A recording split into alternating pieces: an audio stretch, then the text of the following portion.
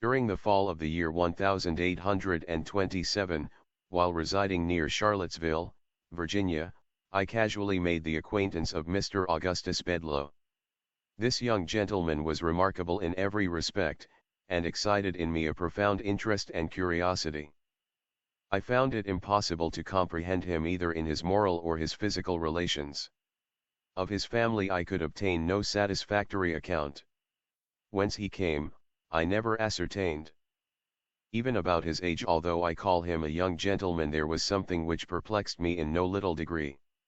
He certainly seemed young, and he made a point of speaking about his youth, yet there were moments when I should have had little trouble in imagining him 100 years of age.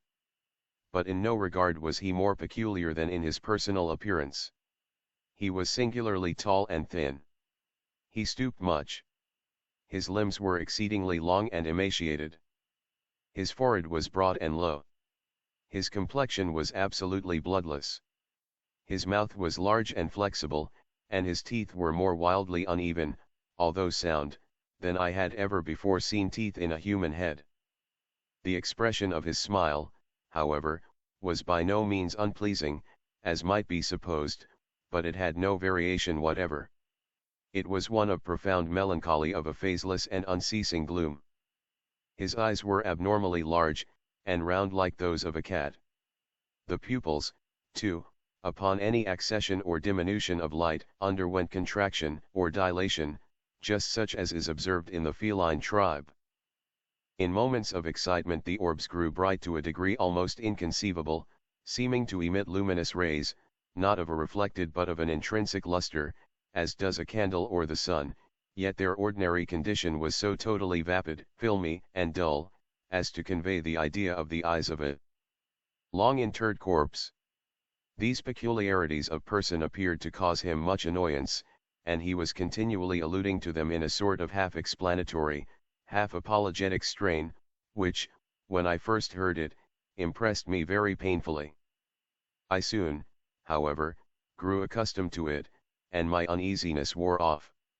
It seemed to be his design rather to insinuate than directly to assert that, physically, he had not always been what he was, that a long series of neuralgic attacks had reduced him from a condition of more than usual poor sonal beauty, to that which I saw. For many years past he had been attended by a physician, named Templeton, an old gentleman, perhaps 70 years of age, whom he had first encountered at Saratoga, and from whose attention, while there, he either received, or fancied that he received, great benefit. The result was that Bedloe, who was wealthy, had made an arrangement with Dr. Templeton, by which the latter, in consideration of a liberal annual allowance, had consented to devote his time and medical experience exclusively to the care of the invalid. Dr. Templeton had been a traveler in his younger days, and at Paris had become a convert, in great measure, to the doctrine of Mesmer. It was altogether by means of magnetic remedies that he had succeeded in alleviating the acute pains of his patient, and this success had very naturally inspired the latter with a certain degree of confidence in the opinions from which the remedies had been adduced. The doctor, however, like all enthusiasts, had struggled hard to make a thorough convert of his pupil, and finally so far gained his point as to induce the sufferer to submit to numerous experiments. By a frequent repetition of these, a result had arisen, which of late days has become so common as to attract little or no attention, but which, at the period of which I write, had very rarely been known in America. I mean to say, that between Dr. Templeton and Bedloe there had grown up, little by little, a very distinct and strongly marked rapport, or magnetic relation. I am not prepared to assert, however, that this rapport extended beyond the limits of the simple sleep-producing power, but this power itself had attained great intensity. At the first attempt to induce the magnetic somnolency, the mesmerist entirely failed. In the fifth or sixth he succeeded very partially, and after long continued effort. Only at the 12th was the triumph complete. After this the will of the patient succumbed rapidly to that of the physician, so that, when I first became acquainted with the two, sleep was brought about almost instantaneously by the mere volition of the operator, even when the invalid was unaware of his presence. It is only now, in the year 1845, when similar miracles are witnessed daily by thousands, that I dare venture to record this apparent impossibility as a matter of serious fact. The temperature of Bedloe was, in the highest degree sensitive, excitable, enthusiastic. His imagination was singularly vigorous and creative, and no doubt it derived additional force from the habitual use of morphine, which he swallowed in great quantity, and without which he would have found it impossible to exist. It was his practice to take a very large dose of it immediately after breakfast each morning, or, rather, immediately after a cup of strong coffee, for he ate nothing in the forenoon, and then set forth alone, or attended only by a dog, upon a long ramble. Among the chain of wild and dreary hills that lie westward and southward of Charlottesville, and are there dignified by the title of the Ragged Mountains. Upon a dim, warm, misty day, toward the close of November, and during the strange interregnum of the seasons which in America is termed the 6-8 tale of the Ragged Mountains Indian summer, Mr. Bedloe departed as usual for the hills. The day passed, and still he did not return. About 8 o'clock at night, having become seriously alarmed at his protracted absence, we were about setting out in search of him, when he unexpectedly made his appearance, in health no worse than usual, and in rather more than ordinary spirits. The account which he gave of his expedition, and of the events which had detained him, was a singular one indeed. "You will remember," said he, "that it was about 9 in the morning when I left Charlottesville. I bent my steps immediately to the mountains, and, about 10, entered a gorge which was entirely new to me. I followed the windings of this pass with much interest. The scenery which presented itself on all sides, although scarcely entitled to be called grand, had about it an indescribable and to me a delicious aspect of dreary desolation. The solitude seemed absolutely virgin. I could not help believing that the green sods and the grey rocks upon which I trod had been trodden never before by the foot of a human being. So entirely secluded, and in fact inaccessible, except through a series of accidents, is the entrance of the ravine, that it is by no means impossible that I was indeed the first adventurer, the very first and sole adventurer who had ever penetrated its recesses. The thick and peculiar mist, or smoke, which distinguishes the Indian summer, and which now hung heavily over all objects, served, no doubt, to deepen the vague impressions which these objects created.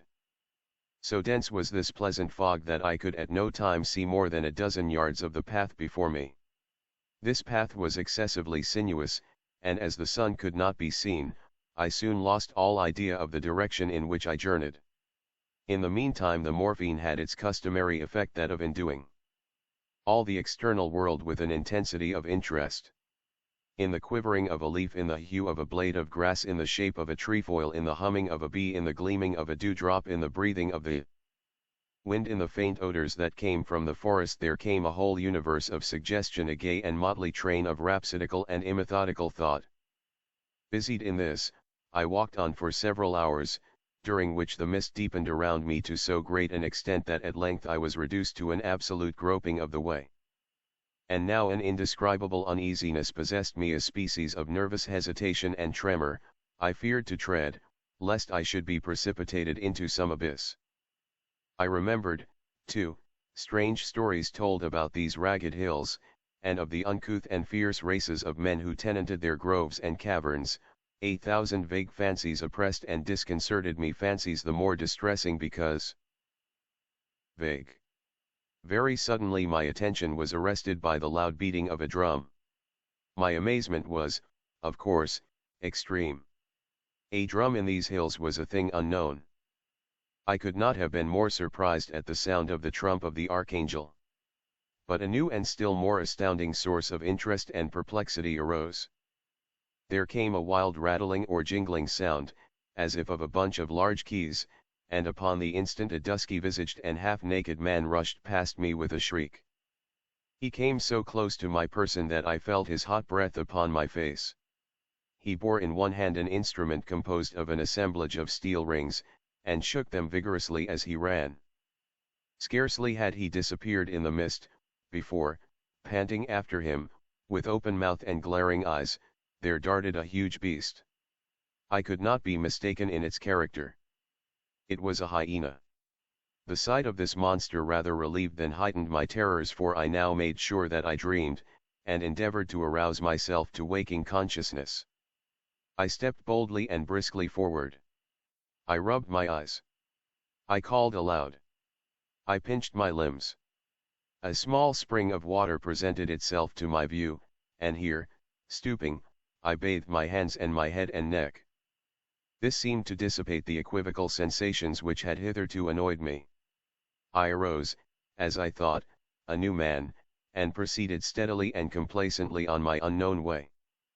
At length, quite overcome by exertion, and by a certain oppressive closeness of the atmosphere, I seated myself beneath a tree. Presently there came a feeble gleam of sunshine, and the shadow of the leaves of the tree fell faintly but definitely upon the grass. At this shadow I gazed wonderingly for many minutes. Its character stupefied me with astonishment. I looked upward. The tree was a palm. I now arose hurriedly, and in a state of fearful agitation, for the fancy that I dreamed would serve me no longer. I felt that I had perfect command of my senses, and these senses now brought to my soul a world of novel and singular sensation. The heat became all at once intolerable. A strange odor loaded the breeze. A low, continuous murmur, like that arising from a fuyu, but gently flowing river, came to my ears, intermingled with the peculiar hum of multitudinous human voices. While I listened in an extremity of astonishment which I need not attempt to describe, a strong and brief gust of wind bore off the incumbent fog as if by the wand of an enchanter. I found myself at the foot of a high mountain, and looking down into a vast plain, through which wound a majestic river. On the margin of this river stood an eastern-looking city, such as we read of in the Arabian tales, but of a character even more singular than any there described. From my position, which was far above the level of the town, I could perceive its every nook and corner, as if delineated on a map. The streets seemed innumerable, and crossed each other irregularly in all directions, but were rather long winding alleys than streets, and absolutely swarmed with inhabitants. The houses were wildly picturesque. On every hand was a wilderness of balconies, of verandas, of minarets, of shrines, and fantastically carved oriels. Bazaars abounded, and there were displayed rich wares in infinite variety and profusion: silks, muslins, the most dazzling cutlery, the most magnificent jewels and gems. Besides these things, were seen, on all sides, banners and palanquins, litters with stately dames close veiled, elephants gorgeously caparisoned, idols grotesquely hewn, drums, banners, and gongs, spears, silver and gilded maces. And amid the crowd, and the clamor, and the general intricacy and confusion, amid the million of black and yellow men, turbaned and robed, and of flowing beard, there roamed a countless multitude of holy filleted bulls, while vast legions of the filthy but sacred ape clambered, chattering and shrieking, about the cornices of the mosques, or clung to the minarets and oriels. From the swarming streets to the banks of the river, there descended innumerable flights of steps leading to bathing places, while the river itself seemed to force a passage with difficulty through the vast fleets of deeply burdened ships that far and wide encountered its surface. Beyond the limits of the city arose, in frequent majestic groups, the palm and the cocoa, with other gigantic and weird trees of vast age, and here and there might be seen a field of rice, the thatched hut of a peasant, a tank, a stray temple, a gypsy camp, or a solitary graceful maiden taking her way, with a pitcher upon her head, to the banks of the magnificent river. You will say now, of course, that I dreamed, but not so. What I saw, what I heard, what I felt, what I thought had about it nothing of the unmistakable idiosyncrasy of the dream. All was rigorously self-consistent. At first, doubting that I was really awake, I entered into a series of tests, which soon convinced me that I really was. Now, when one dreams, and, in the dream, suspects that he dreams, the suspicion never falls to confirm itself, and the sleeper is almost immediately aroused. Thus Novalis errs not in saying that we are near waking when we dream that we dream. Had the vision occurred to me as I describe it, without my suspecting it as a dream, then a dream it might absolutely have been, but, occurring as it did, and suspected and tested as it was, I am forced to class it among other phenomena. In this I am not sure that you are wrong, observed Dr. Templeton, but proceed. You arose and descended into Thaxity. I arose, continued Bedloe, regarding the doctor with an air of profound astonishment. I arose, as you say, and descended into the city. On my way I fell in with an immense populace, crowding through every avenue, all in the same direction, and exhibiting in every action the wildest excitement. Very suddenly, and by some inconceivable impulse, I became intensely imbued with personal interest in what was going on. I seemed to feel that I had an important part to play, without exactly understanding what it was. Against the crowd which environed me, however, I experienced a deep sentiment of animosity. I shrank from amid them, and, swiftly, by a circuitous path, reached and entered the city. Here all was the wildest tumult and contention. A small party of men, clad in garments half Indian, half European, and officered by gentlemen in a uniform partly British, were engaged, at great odds, with the swarming rabble of the alleys. I joined the weaker party, arming myself with the weapons of a fallen officer, and fighting I knew not whom with the nervous ferocity of despair. We were soon overpowered by numbers, and driven to seek refuge in a species of kiosk.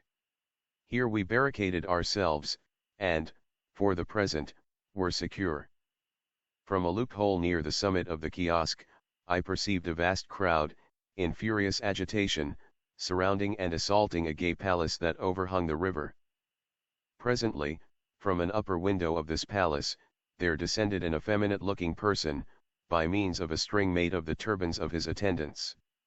A boat was at hand, in which he escaped to the opposite bank of the river. And now a new object took possession of my soul. I spoke a few hurried but energetic words to my companions, and, having succeeded in gaining over a few of them to my purpose, made a frantic sally from the kiosk. We rushed amid the crowd that surrounded it. They retreated, at first, before us. They rallied, fought madly, and retreated again. In the meantime we were borne far from the kiosk, and became bewildered and entangled among the narrow streets of tall, overhanging houses, into the recesses of which the sun had never been able to shine. The rabble pressed impetuously upon us, harassing us with their spears, and overwhelming us with flights of arrows. These latter were very remarkable, and resembled in some respects the writhing cries of the Malay. They were made to imitate the body of a creeping serpent, and were long and black, with a poisoned barb. One of them struck me upon the right temple. I reeled and fell. An instantaneous and dreadful sickness seized me. I struggled, I gasped, I died. "Uvdll hardly persist wa," said I, smiling, "that the whole of your adventure was not a dream. You are not prepared to maintain that you are dead." When I said these words, I of course expected some lively sally from Bedloe in reply, but, to my astonishment, he hesitated, trembled, became fearfully pallid, and remained silent. I looked toward Templeton. He sat erect and rigid in his chair, his teeth chattered, and his eyes were starting from their sockets. "Troceadle," he at length said hoarsely to Bedloe. "For many minutes," continued the latter, "my sole sentiment, my sole feeling was that of darkness and nonentity, with the consciousness of death.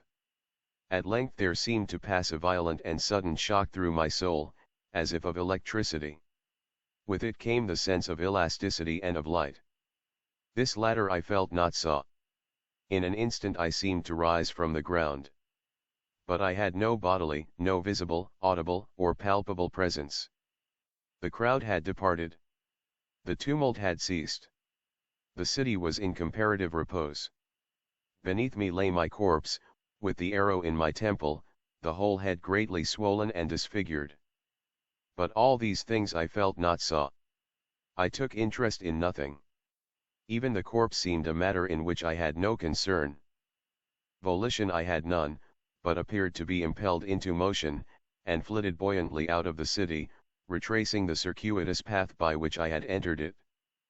When I had attained that point of the ravine in the mountains at which I had encountered the hyena, I again experienced a shock as of a galvanic battery.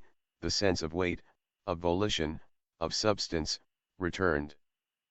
I became my original self, and bent my steps eagerly homeward, but the past had not lost the vividness of the real, and not now, even for an instant, can I compel my understanding to regard it as a dream. Nor was it, said Templeton, with an air of deep solemnity, yet it would be difficult to say how otherwise it should be termed.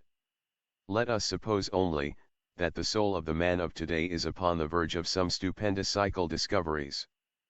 Let us content ourselves with this supposition. For the rest I have some explanation to make. Here is a watercolor drawing, which I should have shown you before, but which an unaccountable sentiment of horror has hitherto prevented me from showing. We looked at the picture which he presented. I saw nothing in it of an extraordinary character, but its effect upon Bedloe was prodigious. He nearly fainted as he gazed. And yet it was but a miniature portrait, a miraculously accurate one, to be sure, of his own very remarkable features. At least this was my thought as I regarded it. You will perceive, said Templeton, the date of this picture. It is here, scarcely visible, in this corner, 1780. In this year was the portrait taken. It is the likeness of a dead friend, a Mr. Oldeb, to whom I became much attached at Calcutta, during the administration of Warren Hastings. I was then only 20 years old. When I first saw you, Mr. Bedloe, at Saratoga, it was the miraculous similarity which existed between yourself and the painting which induced me to accost you, to seek your friendship, and to bring about those arrangements which resulted in my becoming your constant companion. In accomplishing this point, I was urged partly, and perhaps principally, by a regretful memory of the deceased, but also, in part, by an uneasy, and not altogether horrorless curiosity respecting yourself. In your detail of the vision which presented itself to you amid the hills, you have described, with the minutest accuracy, the Indian city of Benares, upon the Holy River. The riots, the combat, the massacre, were the actual events of the insurrection of Chait Singh, which took place in 1780, when Hastings was put in imminent peril of his life. The man escaping by the string of turbans was Chait Singh himself. The party in the kiosk were sepoys and British officers, headed by Hastings. Of this party I was one, and did all I could to prevent the rash and fatal sally of the officer who fell, in the crowded alleys, by the poisoned arrow of a Bengali. That officer was my dearest friend. It was old Eb. You will perceive by these manuscripts, here the speaker produced a notebook in which several pages appeared to have been freshly written, that at the very period in which you fancied these things amid the hills, I was engaged in detailing them upon paper here at home. In about a week after this conversation, the following paragraphs appeared in a Charlottesville paper. We have the painful duty of announcing the death of Mr. Augustus Bedloe, a gentleman whose amiable manners and many virtues have long endeared him to the citizens of Charlottesville. Mr. B., for some years past, has been subject to neuralgia, which has often threatened to terminate fatally, but this can be regarded only as the mediate cause of his decease. The proximate cause was one of especial singularity. In an excursion to the Ragged Mountains, a few days since, a slight cold and fever were contracted, attended with great determination of blood to the head. To relieve this, Dr. Templeton resorted to topical bleeding. Leeches were applied to the temples. In a fearfully brief period the patient died, when it appeared that, in the jar containing the leeches, had been introduced, by accident, one of the venomous vermicular sangsues which are now and then found in the neighboring ponds. This creature fastened itself upon a small artery in the right temple. Its close resemblance to the medicinal leech caused the mistake to be overlooked until too late. N.B. The poisonous sangsu of Charlottesville may always be distinguished from the medicinal leech by its blackness, and especially by its writhing or vermicular motions, which very nearly resemble those of a snake.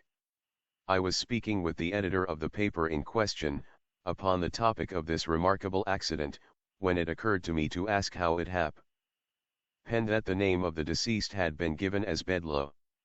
I presume, said I, you have authority for this spelling, but I have always supposed the name to be written with an 6 at the end. Authority? No, he replied. It is a mere typographical error. The name is Bedloe with an 4, all the world over, and I never knew it to be spelt otherwise in my life. Then, said I mutteringly, as I turned upon my heel, then indeed has it come to pass that one truth is stranger than any fiction, for Bedloe, without the E, what is it but old Eb conversed? And this man tells me it is a typographical error. Many years ago, it was the fashion to ridicule the idea of dove at first sight, but those who think, not less than those who feel deeply, have always advocated its existence.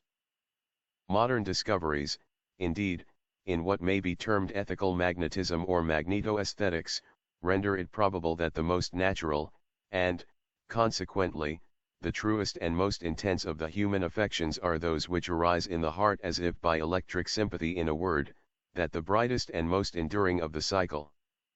Fetters are those which are riveted by a glance. The confession I am about to make will add another to the already almost innumerable instances of the truth of the position. My story requires that I should be somewhat minute. I am still a very young man, not yet 22 years of age. My name, at present, is a very usual and rather plebeian one, Simpson.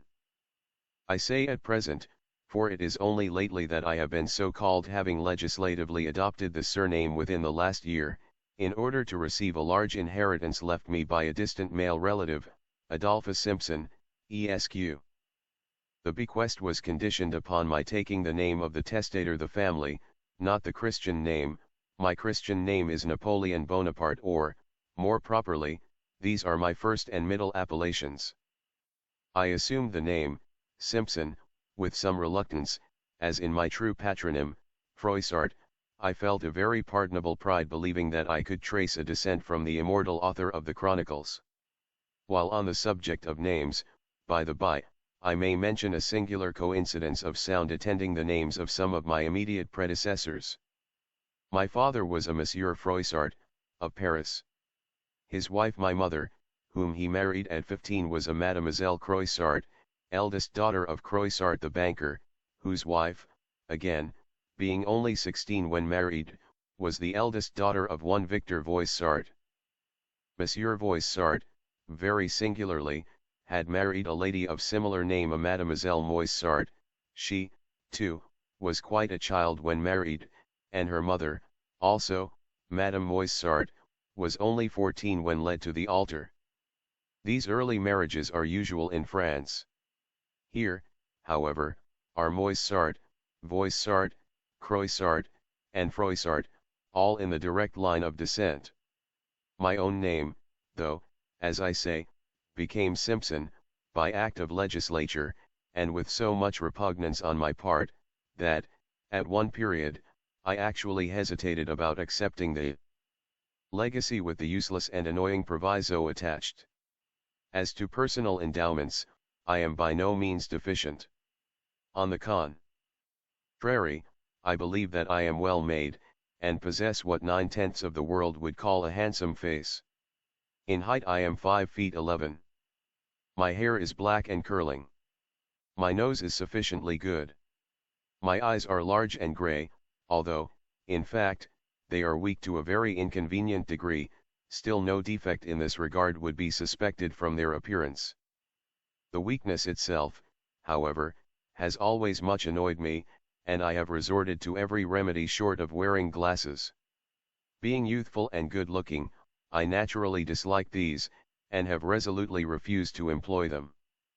I know nothing, indeed, which so disfigures the countenance of a young person, or so impresses every feature with an air of demureness, if not altogether of sanctimoniousness and of age. An eyeglass, on the other hand, has a savour of downright foppery and affectation. I have hitherto managed as well as I could without either. But something too much of these merely personal details, which, after all, are of little importance. I will content myself with saying, in addition, that my temperament is sanguine, rash, ardent, enthusiastic, and that all my life I have been a devoted admirer of the women. One night last winter I entered a box at the P Theatre, in company with a friend, Mr. Talbot. It was an opera night, and the bills presented a very rare attraction, so that the house was excessively crowded.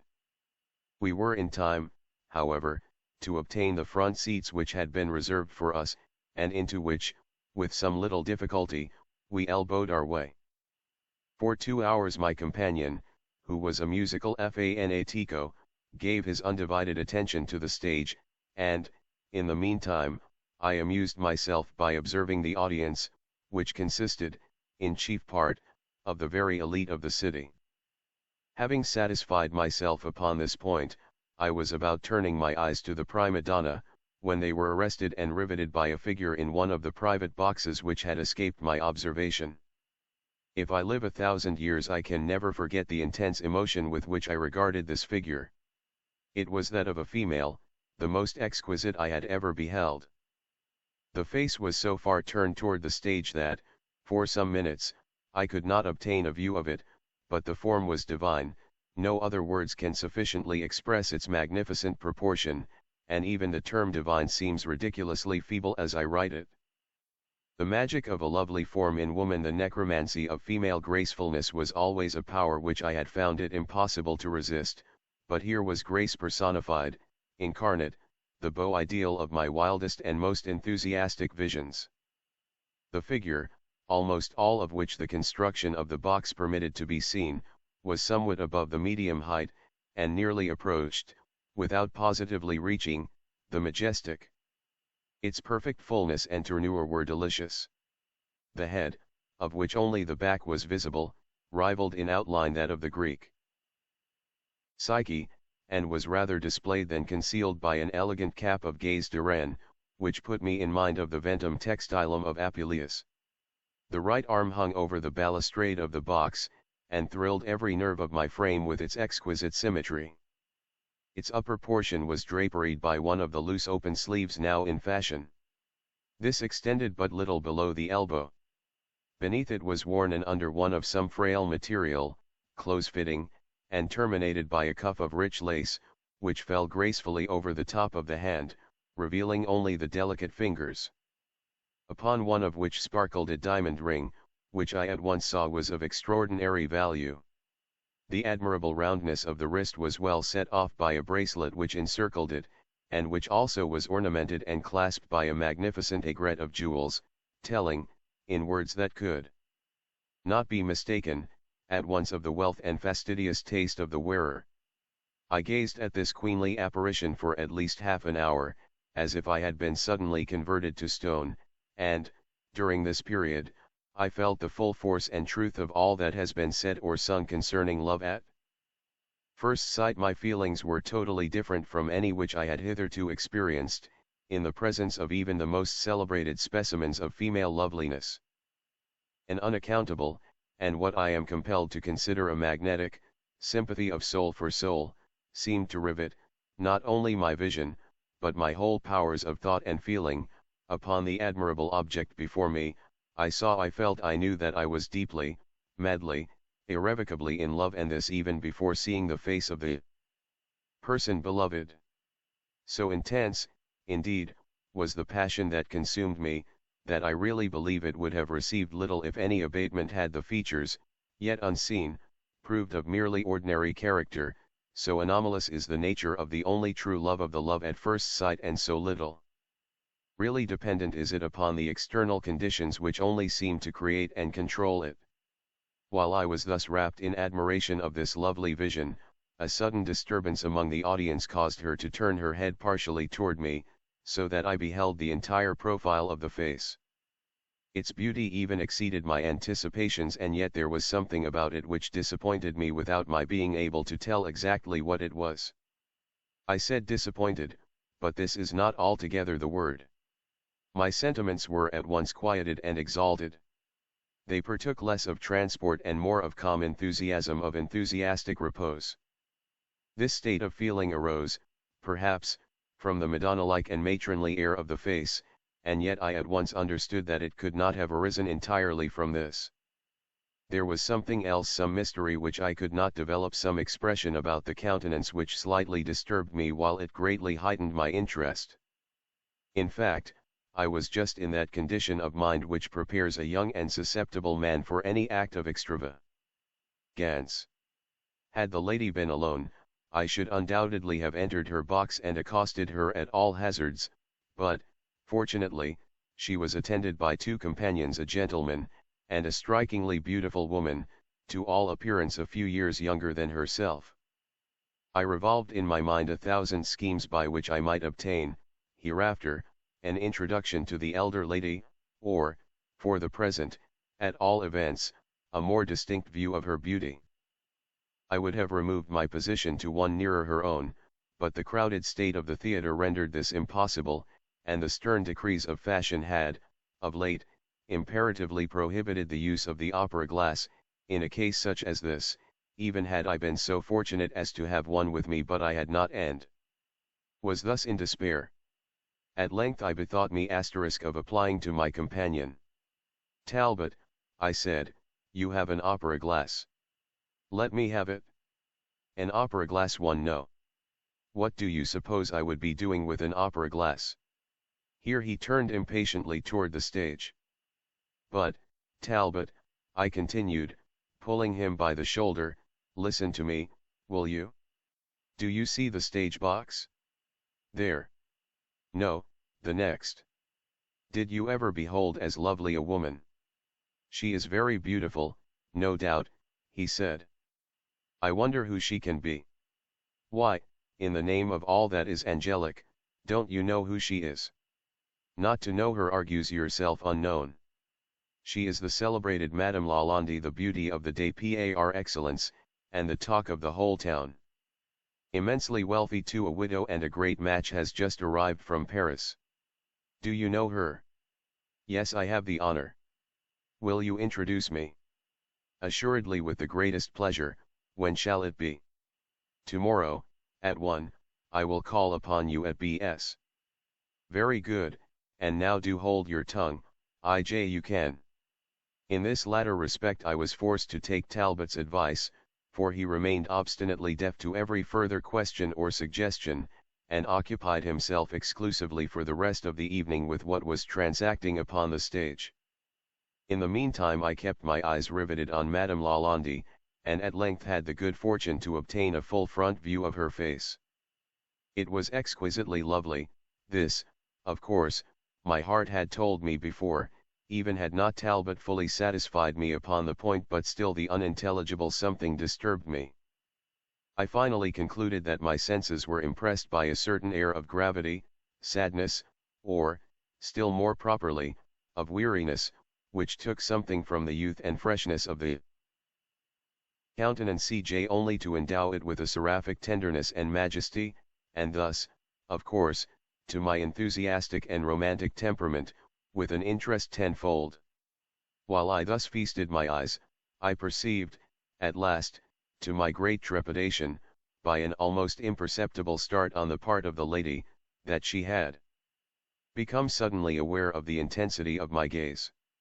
Still, I was absolutely fascinated, and could not withdraw it, even for an instant. She turned aside her face, and again I saw only the chiseled contour of the back portion of the head. After some minutes, as if urged by curiosity to see if I was still looking, she gradually brought her face again around and again encountered my burning gaze. Her large dark eyes fell instantly, and a deep blush mantled her cheek. But what was my astonishment at perceiving that she not only did not a second time avert her head, but that she actually took from her girdle a double eyeglass, elevated it, adjusted it, and then regarded me through it, intently and deliberately, for the space of several minutes. Had a thunderbolt fallen at my feet I could not have been more thoroughly astounded, only not offended or disgusted in the slightest degree, although an action so bold in any other woman would have been likely to offend or disgust. But the whole thing was done with so much quietude, so much nonchalance, so much repose, with so evident an air of the highest breeding, in short that nothing of mere effrontery was perceptible, and my sole sentiments were those of admiration and surprise.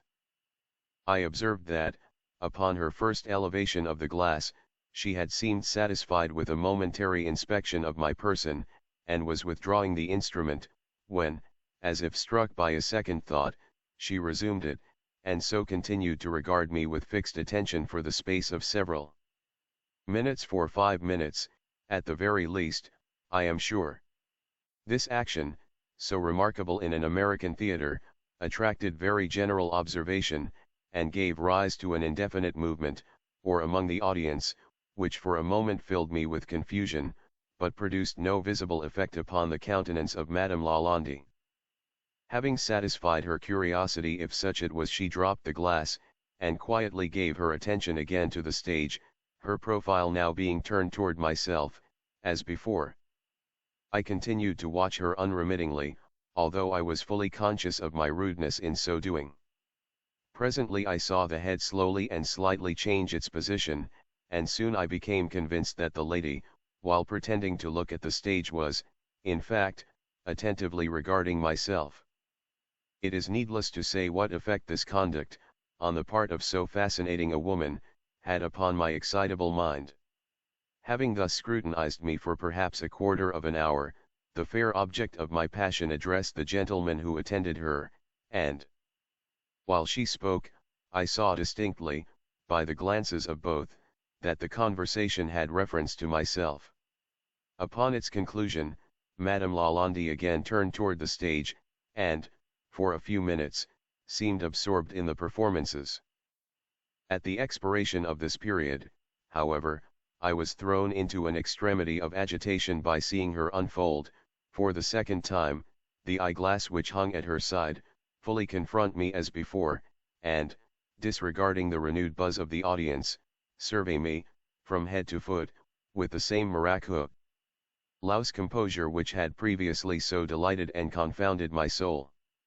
This extraordinary behavior, by throwing me into a perfect fever of excitement, into an absolute delirium of love, served rather to embolden than to disconcert me. In the mad intensity of my devotion, I forgot everything but the presence and the majestic loveliness of the vision which confronted my gaze. Watching my opportunity, when I thought the audience were fully engaged with the opera, I at length caught the eyes of Madame Lalande, and, upon the instant, made a slight but unmistakable bow. She blushed very deeply, then averted her eyes, then slowly and cautiously looked around, apparently to see if my rash action had been noticed, then leaned over toward the gentleman who sat by her side. I now felt a burning sense of the impropriety I had committed, and expected nothing less than instant exposure, while a vision of pistols upon the morrow floated rapidly and uncomfortably through my brain. I was greatly and immediately relieved, however, when I saw the lady merely hand the gentleman a play-bill, without speaking, but the reader may form some feeble conception of my astonishment, of my profound amazement, my delirious bewilderment of heart and soul, when, instantly afterward, having again glanced furtively around, she allowed her bright eyes to set fully and steadily upon my own, and then, with a faint smile, disclosing a bright line of her pearly teeth, made two distinct, pointed, and unequivocal affirmative inclinations of the head. It is useless, of course, to dwell upon my joy, upon my transport, upon my illimitable ecstasy of heart. If ever man was mad with excess of happiness, it was myself at that moment. I loved. This was my first love, so I felt it to be. It was love supreme, indescribable. It was love at first sight, and at first sight, too, it had been appreciated and returned. Yes, returned. How and why should I doubt it for an instant? What other construction could I possibly put upon such conduct, on the part of a lady so beautiful, so wealthy, evidently so accomplished, of so high breeding, of so lofty a position in society, in every regard so entirely respectable, as I felt assured was Madame Lalande? Yes, she loved me, she returned the enthusiasm of my love, with an enthusiasm as blind, as uncompromising, as uncalculating, as abandoned, and as utterly unbounded as my own. These delicious fancies and reflections, however, were now interrupted by the falling of the drop curtain. The audience arose, and the usual tumult immediately supervened. Quitting Talbot abruptly, I made every effort to force my way into closer proximity with Madame Lalande. Having failed in this, on account of the crowd, I at length gave up the chase, and bent my steps homeward, consoling myself for my disappointment in not having been able to touch even the hem of her robe, by the reflection that I should be introduced by Talbot, in due form, upon the morrow. This morrow at last came, that is to say, a day finally dawned upon a long and weary night of impatience, and then the hours until one were snail-paced, dreary, and innumerable. But even Stamboul, it is said, shall have an end, and there came an end to this long delay. The clock struck. As the last echo ceased, I stepped into B.S. and inquired for Talbot. "Out," said the footman, "Talbot's own." "Out one," I replied, staggering back half a dozen paces. "Let me tell you, my fine fellow, that this thing is thoroughly impossible and impracticable, Mr. Talbot is not out." "What do you mean?" "Nothing, sir, only Mr. Talbot is not in. That's all. He rode over to S. immediately after breakfast, and left word that he would not be in town again for a week." I stood petrified with horror and rage. I endeavored to reply, but my tongue refused its office. At length I turned on my heel, livid with wrath, and inwardly consigning the whole tribe of the Talbots to the innermost regions of Erebus. It was evident that my considerate friend, Ilfanatico, had quite forgotten his appointment with myself, had forgotten it as soon as it was made. At no time was he a very scrupulous man of his word. There was no help for it, so smothering my vexation as well as I could, I strolled moodily up the street, propounding futile inquiries about Madame Lalande to every male acquaintance I met. By report she was known, I found, to all too many by sight, but she had been in town only a few weeks, and there were very few, therefore, who claimed her personal acquaintance. These few, being still comparatively strangers, could not, or would not, take the liberty of introducing me through the formality of a morning call. While I stood thus, in despair, conversing with a trio of friends upon the all-absorbing subject of my heart, it so happened that the subject itself passed by. "As I live, there she is," I cried one. "Surprisingly beautiful," exclaimed a second. "An angel upon earth," ejaculated a third. One looked, and in an open carriage which approached us, passing slowly down the street, sat the enchanting vision of the opera, accompanied by the younger lady who had occupied a portion of her box. "Her companion also wears remarkably well," said the one of my trio who had spoken first. "Astonishingly," said the second, "still quite a brilliant air, but art will do wonders. Upon my word, she looks better than she did at Paris 5 years ago. A beautiful woman still, don't you think so, Froissart?" "Simpson, I mean," said I, "and why shouldn't she be? But compared with her friend she is as a rushlight to the evening star, a glowworm to Antares." "Ha, hal ha.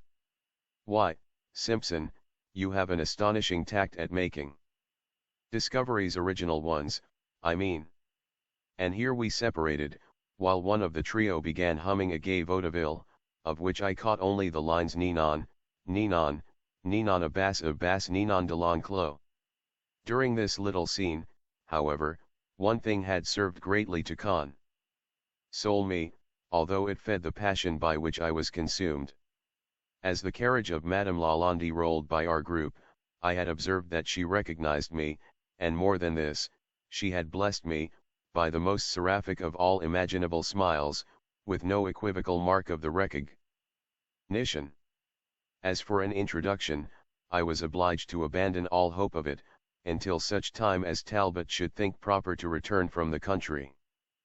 In the meantime I perseveringly frequented every reputable place of public amusement, and, at length, At the theater, where I first saw her, I had the supreme bliss of meeting her, and of exchanging glances with her once again. This did not occur, however, until the lapse of a fortnight. Every day, in the interim, I had inquired for Talbot at his hotel, and every day had been thrown into a spasm of wrath by the everlasting not come home yet of his footman. Upon the evening in question, therefore, I was in a condition little short of madness. Madame Lalande, I had been told, was a Parisian, had lately arrived from Paris. Might she not suddenly return? Return before Talbot came back, and might she not be thus lost to me forever? The thought was too terrible to bear. Since my future happiness was at issue, I resolved to act with a manly decision. In a word, upon the breaking up of the play, I traced the lady to her residence, noted the address, and the next morning sent her a full and elaborate letter, in which I poured out my whole heart. I spoke boldly, freely. In a word, I spoke with passion. I concealed nothing, nothing even of my weakness. I alluded to the romantic circumstances of our first meeting, even to the glances which had passed between us. I went so far as to say that I felt assured of her love, while I offered this assurance, and my own intensity of devotion, as two excuses for my otherwise unpardonable conduct. As a third, I spoke of my fear that she might quit the city before I could have the opportunity of a formal introduction.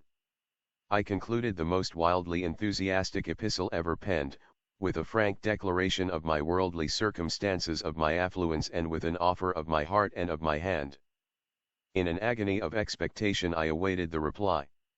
After what seemed the lapse of a century it came. Yes, actually came. Romantic as all this may appear, I really received a letter from Madame Lalande, the beautiful, the wealthy, the idolized Madame Lalande. Her eyes, her magnificent eyes, had not belied her noble heart. Like a true French woman as she was, she had obeyed the frank dictates of her reason, the generous impulses of her nature, despising the conventional pruderies of the world. She had not scorned my proposals. She had not sheltered herself in silence. She had not returned my letter unopened. She had even sent me, in reply, one penned by her own exquisite fingers. It ran thus: Monsieur Simpson will pardon me for not composed a beautiful tongue of his country so well as might. It is only de late dat I am arrive, and not yet ave de opportunity for to t'étudier. Vid dis apology for the manière, I will now say dat, Helizal Monsieur Simpson ave guess but de too true. Need I say de more? Hellas. Am I not ready speak de too moche? Eugenie Lalande, this noble spirited note I kissed a million times, and committed, no doubt, on its account, 1,000 other extravagances that have now escaped my memory. Still Talbot, what you do not return. Alas! Could he have formed even the vaguest idea of the suffering his absence had occasioned his friend, would not his sympathizing nature have flown immediately to my relief? Still, however, he came not. I wrote. He replied. He was detained by urgent business but would shortly return. He begged me not to be impatient, to moderate my transports, to read soothing books, to drink nothing stronger than hock, and to bring the consolations of philosophy to my aid. The fool! If he could not come himself, why, in the name of everything rational, could he not have enclosed me a letter of presentation? I wrote him again, entreating him to forward one forthwith. My letter was returned by that footman, with the following endorsement in pencil: The scoundrel had joined his master in the country, left S yesterday, for parts unknown, did not say where or when. Be back, so thought best to return letter, knowing your handwriting, and as how you is always, more or less, in a hurry. Yours sincerely, Stubbs. After this, it is needless to say, that I devoted to the infernal deities both master and valet, but there was little use in anger, and no consolation at all in complaint. But I had yet a resource left, in my constitutional audacity. Hitherto it had served me well, and I now resolved to make it avail me to the end. Besides, after the correspondence which had passed between us, What act of mere informality could I commit, within bounds, that ought to be regarded as indecorous by Madame Lalande? Since the affair of the letter, I had been in the habit of watching her house, and thus discovered that, about twilight, it was her custom to promenade, attended only by a negro in livery, in a public square overlooked by her windows. Here, amid the luxuriant and shadowing groves, in the grey gloom of a sweet midsummer evening, I observed my opportunity and accosted her. The better to deceive the servant in attendance, I did this with the assured air of an old and familiar acquaintance. With a presence of mind truly Parisian, she took the cue at once, and, to greet me, held out the most bewitchingly little of hands. The valet at once fell into the rear, and now, with hearts full to overflowing, we discoursed long and unreservedly of our love. As Madame Lalande spoke English even less fluently than she wrote it, our conversation was necessarily in French. In this sweet tongue, so adapted to passion, I gave loose to the impetuous enthusiasm of my nature, and, with all the eloquence I could command, besought her to consent to an immediate marriage. At this impatience she smiled. She urged the old story of decorum, that bugbear which deters so many from bliss until the opportunity for bliss has forever gone by. I had most imprudently made it known among my friends, she observed, that I desired her acquaintance, thus that I did not possess it. Thus, again, there was no possibility of concealing the date of our first knowledge of each other. And then she adverted, with a blush, to the extreme recency of this date. To wed immediately would be improper, would be indecorous, would be outre. All this she said with a charming air of naivete which enraptured while it grieved and convinced me. She went even so far as to accuse me, laughingly, of rashness, of imprudence. She bade me remember that I really even knew not who she was, what were her prospects, her connections, her standing in society. She begged me, but with a sigh, to reconsider my proposal, and termed my love an infatuation, a will-o'-the-wisp fancy or fantasy of the moment, a baseless and unstable creation rather of the imagination than of the heart. These things she uttered as the shadows of the sweet twilight gathered darkly and more darkly around us, and then, with a gentle pressure of her fairy-like hand, overthrew, in a single sweet instant, all the argumentative fabric she had reared. I replied as best I could, as only a true lover can. I spoke at length, and perseveringly, of my devotion, of my passion, of her exceeding beauty, and of my own enthusiastic admiration. In conclusion, I dwelt, with a convincing energy, upon the perils that encompass the course of love, that course of true love that never did run smooth, and thus deduced the manifest danger of rendering that course unnecessarily long. This latter argument seemed finally to soften the rigor of her determination. She relented, but there was yet an obstacle, she said, which she felt assured I had not properly considered. This was a delicate point for a woman to urge, especially so, in mentioning it, she saw that she must make a sacrifice of her feelings. Still, for me, every sacrifice should be made. She alluded to the topic of age. Was I fully aware of the discrepancy between us? That the age of the husband should surpass by a few years, even by 15 or 20, the age of the wife, was regarded by the world as admissible, and, indeed, as even proper, but she had always entertained the belief that the years of the wife should never exceed in number those of the husband. A discrepancy of this unnatural kind gave rise, too frequently, alas, to a life of unhappiness. Now she was aware that my own age did not exceed 22, and I, on the contrary, perhaps, was not aware that the years of my Eugenie extended very considerably beyond that sum. About all this there was a nobility of soul, a dignity of candor which delighted, which enchanted me, which eternally riveted my chains. I could scarcely restrain the excessive transport which possessed me. My sweetest Eugenie, I cried, what is all this about which you are discoursing? Your years surpass in some measure my own. But what then? The customs of the world are so many conventional follies. To those who love as ourselves, in what respect differs a year from an hour?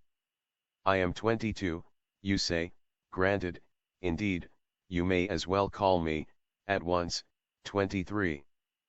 Now you yourself, my dearest Eugenie, can have numbered no more than then T-ban. Here I paused for an instant, in the expectation that Madame Lalande would interrupt me by supplying her true age.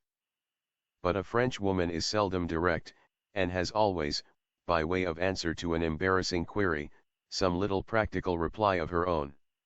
In the present instance, Eugenie, who for a few moments past had seemed to be searching for something in her bosom, at length let fall upon the grass a miniature, which I immediately picked up and presented to her. "Keep it," she said with one of her most ravishing smiles.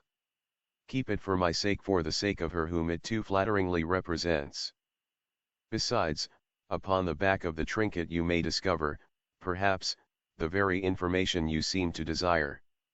It is now, to be sure, growing rather dark, but you can examine it at your leisure in the morning. In the meantime, you shall be my escort home tonight. My friends are about holding a little musical levee. I can promise you, too, some good singing. We French are not nearly so punctilious as you Americans, and I shall have no difficulty in smuggling you in the character of an old acquaintance." With this, she took my arm, and I attended her home. The mansion was quite a fine one, and, I believe, furnished in good taste. Of this latter point, however, I am scarcely qualified to judge, for it was just dark as we arrived, and in American mansions of the better sort lights seldom, during the heat of summer, make their appearance at this, the most pleasant period of the day.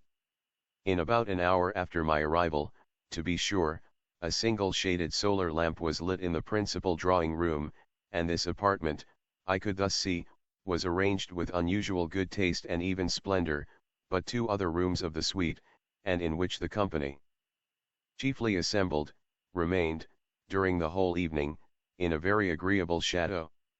This is a well-conceived custom, giving the party at least a choice of light or shade, and one which our friends over the water could not do better than immediately adopt. The evening thus spent was unquestionably the most delicious of my life. Madame Lalande had not overrated the musical abilities of her friends, and the singing I here heard I had never heard excelled in any private circle out of Vienna. The instrumental performers were many and of superior talents. The vocalists were chiefly ladies, and no individual sang less than well. At length, upon a peremptory call for Madame Lalande, she arose at once, without affectation or demur, from the chaise longue upon which she had sat by my side, and, accompanied by one or two gentlemen and her female friend of the opera, repaired to the piano in the main drawing room. I would have escorted her myself, but felt that, under the circumstances of my introduction to the house, I had better remain unobserved where I was. I was thus deprived of the pleasure of seeing, although not of hearing, her sing. The impression she produced upon the company seemed electrical, but the effect upon myself was something even more. I know not how adequately to describe it. It arose in part, no doubt, from the sentiment of love with which I was imbued, but chiefly from my conviction of the extreme sensibility of the singer. It is beyond the reach of art to endow either air or recitative with more impassioned expression than was hers. Her utterance of the romance in Otello, the tone with which she gave the words mio sasso / in the Capuletti is ringing in my memory yet. Her lower tones were absolutely miraculous. Her voice embraced 3 complete octaves, extending from the contralto D to the D upper soprano, and, though sufficiently powerful to have filled the San Carlos, executed, with the minutest precision, every difficulty of vocal composition, ascending and descending scales, cadences, or fiorituri. In the finale of the Sonnambula, she brought about a most remarkable effect at the words, "A un non gingemon pensiero e un contento and io son piena." Here, in imitation of Molly Bran, she modified the original phrase of Bellini, so as to let her voice descend to the tenor G, when, by a rapid transition, she struck the G above the treble stave, springing over an interval of 2 octaves. Upon rising from the piano after these miracles of vocal execution, She resumed her seat by my side, when I expressed to her, in terms of the deepest enthusiasm, my delight at her performance. Of my surprise I said nothing, and yet was I most unfeignedly surprised, for a certain feebleness, or rather a certain tremulous indecision of voice in ordinary conversation, had prepared me to anticipate that, in singing, she would not acquit herself with any remarkable ability. Our conversation was now long, earnest, uninterrupted, and totally unreserved. She made me relate many of the earlier passages of my life, and listened with breathless attention to every word of the narrative. I concealed nothing, felt that I had a right to conceal nothing from her confiding affection. Encouraged by her candor upon the delicate point of her age, I entered, with perfect frankness, not only into a detail of my many minor vices, but made full confession of those moral and even of those physical infirmities, the disclosure of which, in demanding so much higher a degree of courage, is so much surer an evidence of love. I touched upon my college indiscretions, upon my extravagances, upon my carousals, upon my debts, upon my flirtations. I even went so far as to speak of a slightly hectic cough with which, at one time, I had been troubled, of a chronic rheumatism, of a twinge of hereditary gout, and, in conclusion, of the disagreeable and inconvenient, but hitherto carefully concealed, weakness of my eyes. Upon this latter point, said Madame Lalande, laughingly, you have been surely injudicious in coming to confession, for, without the confession, I take it for granted that no one would have accused you of the crime. By the by, she continued, have you any recollection, and here I fancied that a blush, even through the gloom of the apartment, became distinctly visible upon her cheek, have you any recollection, Monday cher UMI, of this little ocular assistant which now depends from my neck? As she spoke she twirled in her fingers the identical double eyeglass, which had so overwhelmed me with confusion at the opera, Tolwell alas! Do I remember it, I exclaimed, pressing passionately the delicate hand which offered the glasses for my inspection. They formed a complex and magnificent toy, richly chased and filigreed, and gleaming with jewels which, even in the deficient light, I could not help perceiving were of high value. Eh bien, Monday ami, she resumed with a certain empressement of manner that rather surprised me. Que bien. Monday ami, you have earnestly besought of me a favor which you have been pleased to denominate priceless. You have demanded of me my hand upon the morrow. Should I yield to your entreaties and, I may add, to the pleadings of my own bosom, would I not be entitled to demand of you a very little boon in return? Name it, I exclaimed with an energy that had nearly drawn upon us. The observation of the company, and restrained by their presence alone from throwing myself impetuously at her feet. Name it, my beloved, my Eugenie, my own. Name it. But, alas! It is already yielded ere named. You shall conquer, then, Monday ami, said she, for the sake of the Eugenie whom you love, this little weakness which you have at last confessed, this weakness more moral than physical, and which, let me assure you, is so unbecoming the nobility of your real nature, so inconsistent with the candor of your usual character, and which, if permitted further control, will assuredly involve you, sooner or later, in some very disagreeable scrape. You shall conquer, for righty's sake, this affectation which leads you, as you yourself acknowledge, to the tacit or implied denial of your infirmity of vision. For, this infirmity you virtually deny, in refusing to employ the customary means for its relief. You will understand me to say, then, that see wish you to wear spectacles. Ah, hush. You have already consented to wear then, for my sake. You shall accept the little toy which I now hold in my hand, and which, though admirable as an aid to vision, is really of no very immense value as a gem. You perceive that, by a trifling modification thus or thus, it can be adapted to the eyes in the form of spectacles, or worn in the waistcoat pocket as an eyeglass. It is in the former mode, however, and habitually, that you have already consented to wear it for my sake. This request, must I confess it, confused me in no little degree. But the condition with which it was coupled rendered hesitation, of course, a matter altogether out of the question. It is done, I cried, with all the enthusiasm that I could muster at the moment. It is done, it is most cheerfully agreed. I sacrifice every feeling for your sake. Tonight I wear this dear eyeglass, as an eyeglass, and upon my heart, but with the earliest dawn of that morning which gives me the pleasure of calling you wife, I will place it upon my nose, and there wear it ever afterward, in the less romantic, and less fashionable, but certainly in the more serviceable, form which you desire. Our conversation now turned upon the details of our arrangements for the morrow. Talbot, I learned from my betrothed, had just arrived in town. I was to see him at once, and procure a carriage. The soirée would scarcely break up before 2, and by this hour the vehicle was to be at the door, when, in the confusion occasioned by the departure of the company, Madame L. could easily enter it unobserved. We were then to call at the house of a clergyman who would be in waiting, there be married, drop Talbot, and proceed on a short tour to the east, leaving the fashionable world at home to make whatever comments upon the matter it thought best.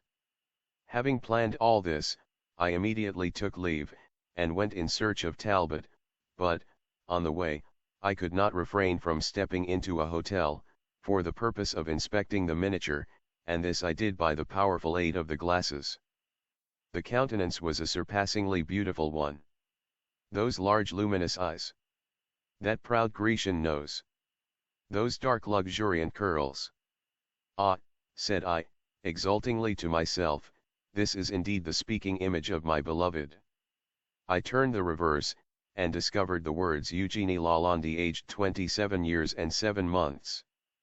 I found Talbot at home, and proceeded at once to acquaint him with my good fortune. He professed excessive astonishment, of course, but congratulated me most cordially, and proffered every assistance in his power.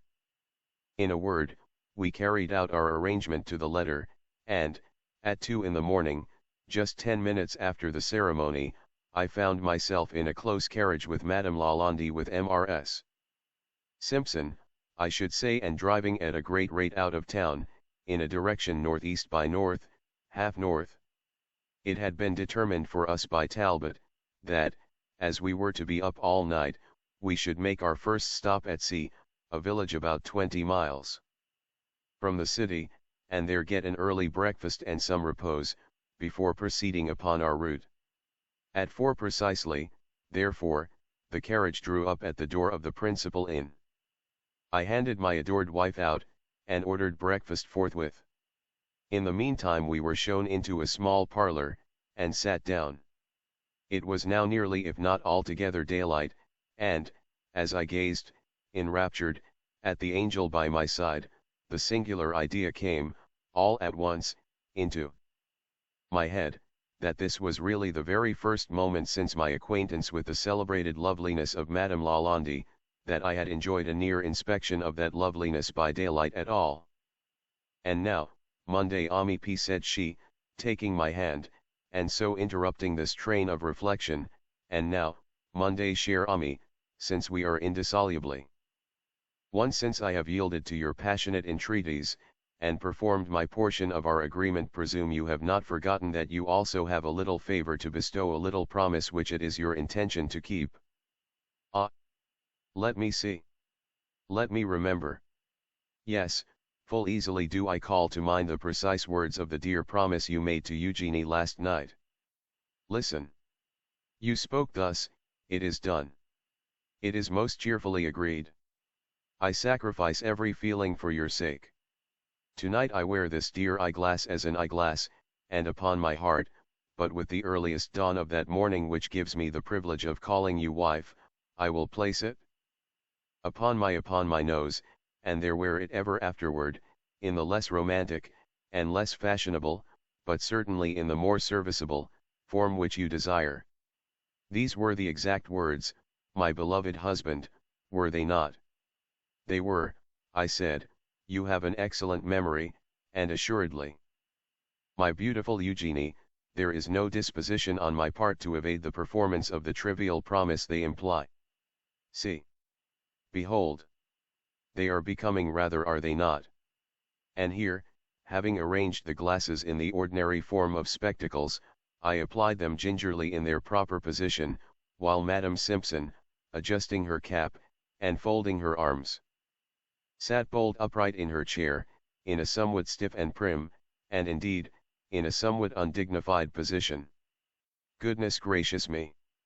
I exclaimed, almost at the very instant that the rim of the spectacles had settled upon my nose. Goodness gracious me!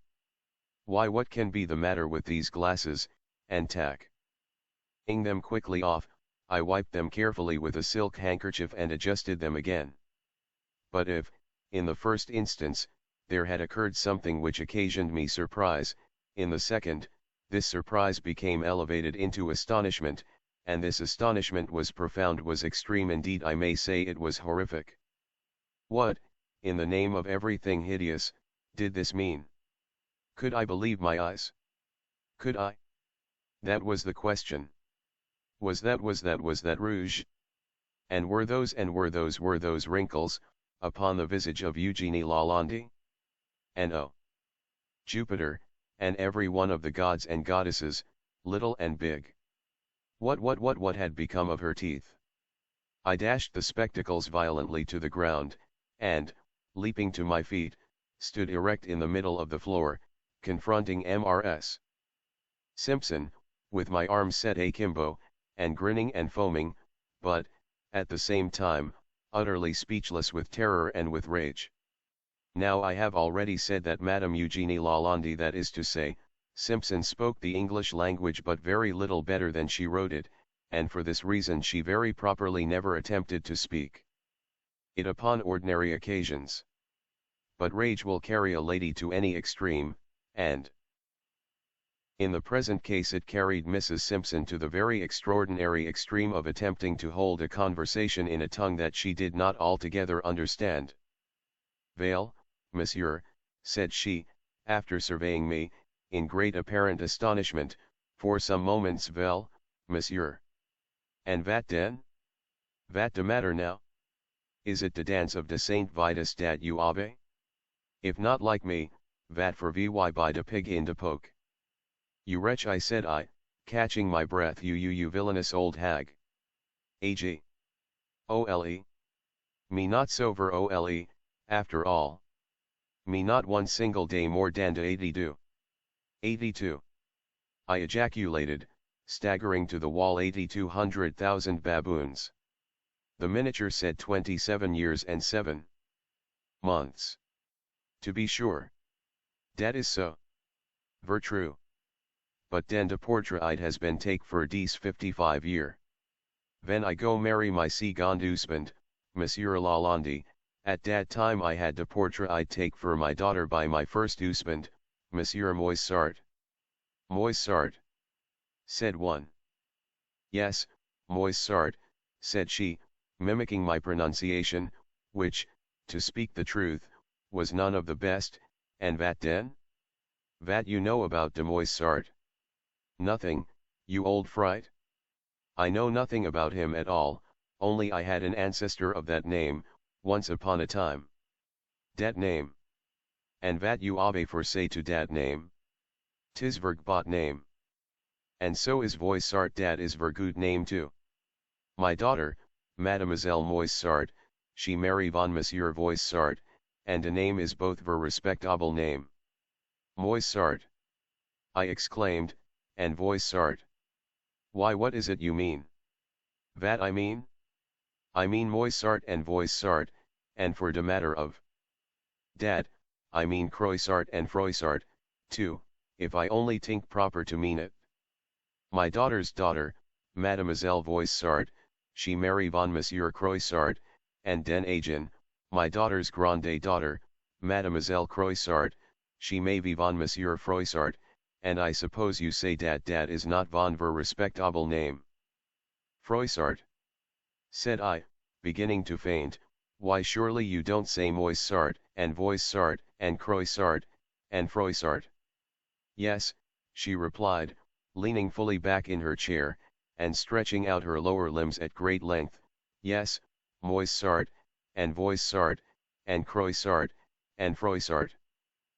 But Monsieur Froissart, he vas van ver big vat you ca you fool he vas van ver great big donny like yourself for he left la belle France for come to dis stupid America and when he get here he went and ave van ver stupid, ver stupid son, so I hear, do I not? Yet av de plaisir to meet vid him neither me nor my companion, de Madame Stephanie Lalande. He is named Napoleon Bonaparte Froissart, and I suppose you say dat, too, is not von ver respectable name either. The length or the nature of this speech, had the effect of working up Mrs. Simpson into a very extraordinary passion indeed, and as she made an end of it, with great labor, she jumped up from her chair like somebody bewitched, dropping upon the floor an entire universe of bustle as she jumped. Once upon her feet, she gnashed her gums, brandished her arms, rolled up her sleeves, shook her fist in my face, and concluded the performance by tearing the cap from her head, and with it an immense wig of the most valuable and beautiful black hair, the whole of which she dashed upon the ground with a yell, and there trampled and danced a fandango upon it, in an absolute ecstasy and agony of rage. Meantime I sank aghast into the chair which she had vacated. Moissart and Voissart, I repeated, thoughtfully, as she cut one of her pigeon wings, and Croissart and Froissart, as she completed another Moissart and Voissart and Croissart and Napoleon Bonaparte Froissart. Why, you ineffable old serpent, that's me, that's M60 here. That's we here, I screamed at the top of my voice, that's we am Napoleon Bonaparte Froissart. And if I haven't married my great-grandmother, I wish I may be everlastingly confounded. Madame Eugénie Lalande, quasi Simpson formerly Moissart was, in sober fact, my great-grandmother. In her youth she had been beautiful, and even at 82, retained the majestic height, the sculptural contour of head, the fine eyes and the Grecian nose of her girlhood. By the aid of these, of pearl powder, of rouge, of false hair, false teeth, and false tournure, as well as of the most skilful modistes of Paris, she contrived to hold a respectable footing among the beauties and poupasses of the French metropolis. In this respect, indeed, she might have been regarded as little less than the equal of the celebrated Ninon de l'Enclos. She was immensely wealthy, and being left, for the second time, a widow without children, she bethought herself of my existence in America, and for the purpose of making me her heir, paid a visit to the United States, in company with a distant and exceedingly lovely relative of her second husband's, a Madame Stephanie Lalande. At the opera, my great-grandmother's attention was arrested by my notice, and, upon surveying me through her eyeglass, she was struck with a certain family resemblance to herself. Thus interested, and knowing that the heir she sought was actually in the city, she made inquiries of her party respecting me. The gentleman who attended her knew my person, and told her who I was. The information thus obtained induced her to renew her scrutiny, and this scrutiny it was which so emboldened me that I behaved in the absurd manner already detailed. She returned my bow, however, under the impression that, by some odd accident, I had discovered her identity. When, deceived by my weakness of vision, and the arts of the toilet, in respect to the age and charms of the strange lady, I demanded so enthusiastically of Talbot who she was, he concluded that I meant the younger beauty, as a matter of course, and so informed me, with perfect truth, that she was the celebrated widow, Madame La. In the street, next morning, my great-grandmother encountered Talbot, an old Parisian acquaintance, and the conversation, very naturally, turned upon myself. My deficiencies of vision were then explained, for these were notorious, although I was entirely ignorant of their notoriety, and my good old relative discovered, much to her chagrin, that she had been deceived in supposing me aware of her identity, and that I had been merely making a fool of myself in making open love, in a theatre, to an old woman unknown. By way of punishing me for this imprudence, she concocted with Talbot a plot. He purposely kept out of my way to avoid giving me the introduction. My street inquiries about the lovely widow, Madame Lalande, were supposed to refer to the younger lady, of course, and thus the conversation with the three gentlemen whom I encountered shortly after leaving Talbot's hotel will be easily explained, as also their allusion to Ninon de l'Enclos. I had no opportunity of seeing Madame Lalande closely during daylight, and, at her musical soirée, my silly weakness in refusing the aid of glasses effectually prevented me from making a discovery of her age. When Madame Lalande was called upon to sing, the younger lady was intended, and it was she who arose to obey the call, my great-grandmother, to further the deception, arising at the same moment and accompanying her to the piano in the main drawing-room. Had I decided upon escorting her thither, it had been her design to suggest the propriety of my remaining where I was, but my own prudential views rendered this unnecessary. The songs which I so much admired, and which so confirmed my impression of the youth of my mistress, were executed by Madame Stéphanie Lalande. The eyeglass was presented by way of adding a reproof to the hoax, a sting to the epigram of the deception. Its presentation afforded an opportunity for the lecture upon affectation with which I was so especially edified. It is almost superfluous to add that the glasses of the instrument, as worn by the old lady, had been exchanged by her for a pair better adapted to my years. They suited me, in fact to AX. The clergyman, who merely pretended to tie the fatal knot, was a boon companion of Talbot's, and no priest. He was an excellent whip, however, and having doffed his cassock to put on a great coat, he drove the hack which conveyed the happy couple out of town. Talbot took a seat at his side. The two scoundrels were thus in at the death, and through a hall open window of the back parlour of the inn, amused themselves in grinning at the denouement of the drama. I believe I shall be forced to call them both out. Nevertheless, I am not the husband of my great-grandmother, and this is a reflection which affords me infinite relief, but I am the husband of Madame Lalande, of Madame Stéphanie Lalande, with whom my good old relative, besides making me her sole heir when she dies, if she ever does, has been at the trouble of concocting me a match. In conclusion, I am done forever with billets doux, and am never to be met with spectacles. And stepped at once into a cooler clime. Cooper. Keats fell by a criticism. Who was it died of the Andromache? Ignoble souls. De l'Omelette perished of an ortolan. Uhistoire nest breve. Assist me, spirit of Apicius. A golden cage bore the little winged wanderer, enamored, melting, indolent, to the Chaussée d'Antin, from its home in far Peru. From its queenly possessor La Bellissima, to the Due de l'Omelette, 6 peers of the empire conveyed the happy bird. That night the Due was to sup alone. In the privacy of Bisbureau he reclined languidly on that ottoman for which he sacrificed his loyalty in outbidding his king, the notorious ottoman of Cadet.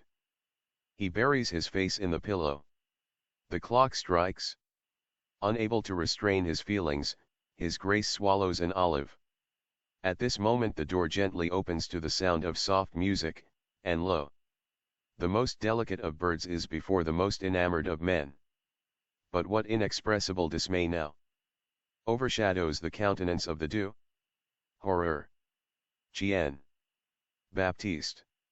Voisin, bon Dieu, I said oiseau modeste que as déchabilles de ses plumes, et que as servi sans papier. It is superfluous to say more. The Due expired in a paroxysm of disgust. Ha, hal ha, said his grace on the 3rd day after his decease. He, replied the devil faintly, drawing himself up with an air of hauteur. Why, surely you are not serious, retorted de l'Omelette. I have sinned cest vrai, but, my good sir, consider. You have no actual intention of putting such barbarous threats into execution. No, what w said Ms. Majesty. Come, sir, strip. Strip, indeed, very pretty, I faith. No, sir, I shall not strip. Who are you, pray? That I, Due de l'Omelette, Prince de Foie Gras, just come of age, author of the Mazurkiad, and member of the Academy, should divest myself at your bidding of the sweetest pantaloons ever made by Borden, the daintiest roide chamber ever put together by Rombert, to say nothing of the taking my hair out of paper, not to mention the trouble I should have in drawing off my gloves. Montfleury, the author of the Pamasé Reform, makes him speak in Hades, vi hum dun qui voudrait savoir ce donc je suis mordi chu il n'idem pas sflfm de faveur ou de padagra ou d'autre chose mats chu you entend que ce fute. Andromache. Who am I? Ah, true. I am Beelzebub, prince of the fly. I took thee, just now, from a rosewood coffin inlaid with ivory. Thou wast curiously scented, and labelled as per invoice. Belial sent thee, my inspector of cemeteries. The pantaloons, which thou sayest were made by Borden, are an excellent pair of linen drawers, and thy robe de chamber is a shroud of no scanty dimensions. Sir Juan, replied the Jew, I am not to be insulted with impunity, sir. I shall take the earliest opportunity of avenging this insult. Sir, you shall hear from me. In the meantime au revoir P. and the Jew was bowing himself out of the satanic presence, when he was interrupted and brought back by a gentleman in waiting. Hereupon his grace rubbed his eyes, yawned, shrugged his shoulders, reflected. Having become satisfied of his identity, he took a bird's-eye view of his whereabouts. The apartment was superb. Even de l'Omelette pronounced if hein cum il jot. It was not its length nor its breadth, but its height, that was appalling. There was no ceiling, certainly none, but a dense whirling mass of fiery-colored clouds. His Grace's brain reeled as he glanced upward. From above, hung a chain of an unknown blood-red metal, its upper end lost, like the city of Boston, parmi les nues. From its nether extremity swung a large cresset. The Jew knew it to be a ruby, but from it there poured a light so intense, so still, so terrible. Persia never worshipped such, Geber never imagined such, Musulman never dreamed of such. When, drugged with opium, he has tottered to a bed of poppies, his back to the flowers, and his face to the god Apollo. The Jew muttered a slight oath, decidedly approbatory. The corners of the room were rounded into niches. 3 of these were filled with statues of gigantic proportions. Their beauty was Grecian, their deformity Egyptian, their tout ensemble French. In the 4th niche the statue was veiled, it was not colossal. But then there was a taper ankle, a sandaled foot. De l'Omelette pressed his hand upon his heart, closed his eyes, raised them, and caught his satanic majesty in a blush. But the paintings. Cupris. Astarte. Astoreth 1,000 and the same. And Raphael has beheld them. Yes, Raphael has been here, for did he not paint the? And was he not consequently damned? The paintings. The paintings. Zero luxury. Zero love. Who, gazing on those forbidden beauties, shall have eyes for the dainty devices of the golden frames that besprinkled, like stars, the hyacinth and the porphyry walls? But the Jew's heart is fainting within him. He is not, however, as you suppose, dizzy with magnificence, nor drunk with the ecstatic breath of those innumerable censers. C'est vrai que de toutes ces choses il pense beaucoup mats. The Jew de l'Omelette is terror-stricken, for, through the lurid vista which a single uncurtained window is affording, lo! Gleams the most ghastly of all fires. Le pauvre Jew. He could not help imagining that the glorious, the voluptuous, the never-dying melodies which pervaded that hall, as they passed filtered and transmuted through the alchemy of the enchanted window panes, were the wailings and the bowlings of the hopeless and the damned. And there, too. There. Upon the ottoman. Who could he be? He, the Petit Morneau, the deity who sat as if carved in marble, et qui sourit, with his pale countenance, si amirement? Mais il jot agir, that is to say, a Frenchman never faints outright. Besides, his Grace hated a scene. De l'Omelette is himself again. There were some foils upon a table, some points also. The Jew had studied under B. I elevate Tuesday ses 6 hams. Now, then, il pent s eschapper. He measures 2 points, and, with a grace inimitable, offers His Majesty the choice. Horror! His Majesty does not fence. Mais il joue. How happy a thought! But His Grace had always an excellent memory. He had dipped in the diable of the Abbé Gualtier. Therein it is said Kle diable en asteriskos par refuser un jeudi écarté, but the chances. True desperate, but scarcely more desperate than the do. Besides, was he not in the secret? Had he not schemed over Père Lebrun? Was he not a member of the Club 21? Sije perd / said he, je serai deux fois perdu I shall be doubly damned voiled tout. Here His Grace shrugged his shoulders. Sije gagne je reviendrai de mes ordelans que les cartes soient per sparses, His Grace was all care, all attention, His Majesty all confidence. A spectator would have thought of Francis and Charles. His Grace thought of his game. His Majesty did not think, he shuffled. The dew cut. The cards are dealt. The trump is turned, it is the king. No, it was the queen. His Majesty cursed her masculine habiliments. De l'Omelette placed his hand upon his heart. They play. The dew counts. The hand is out.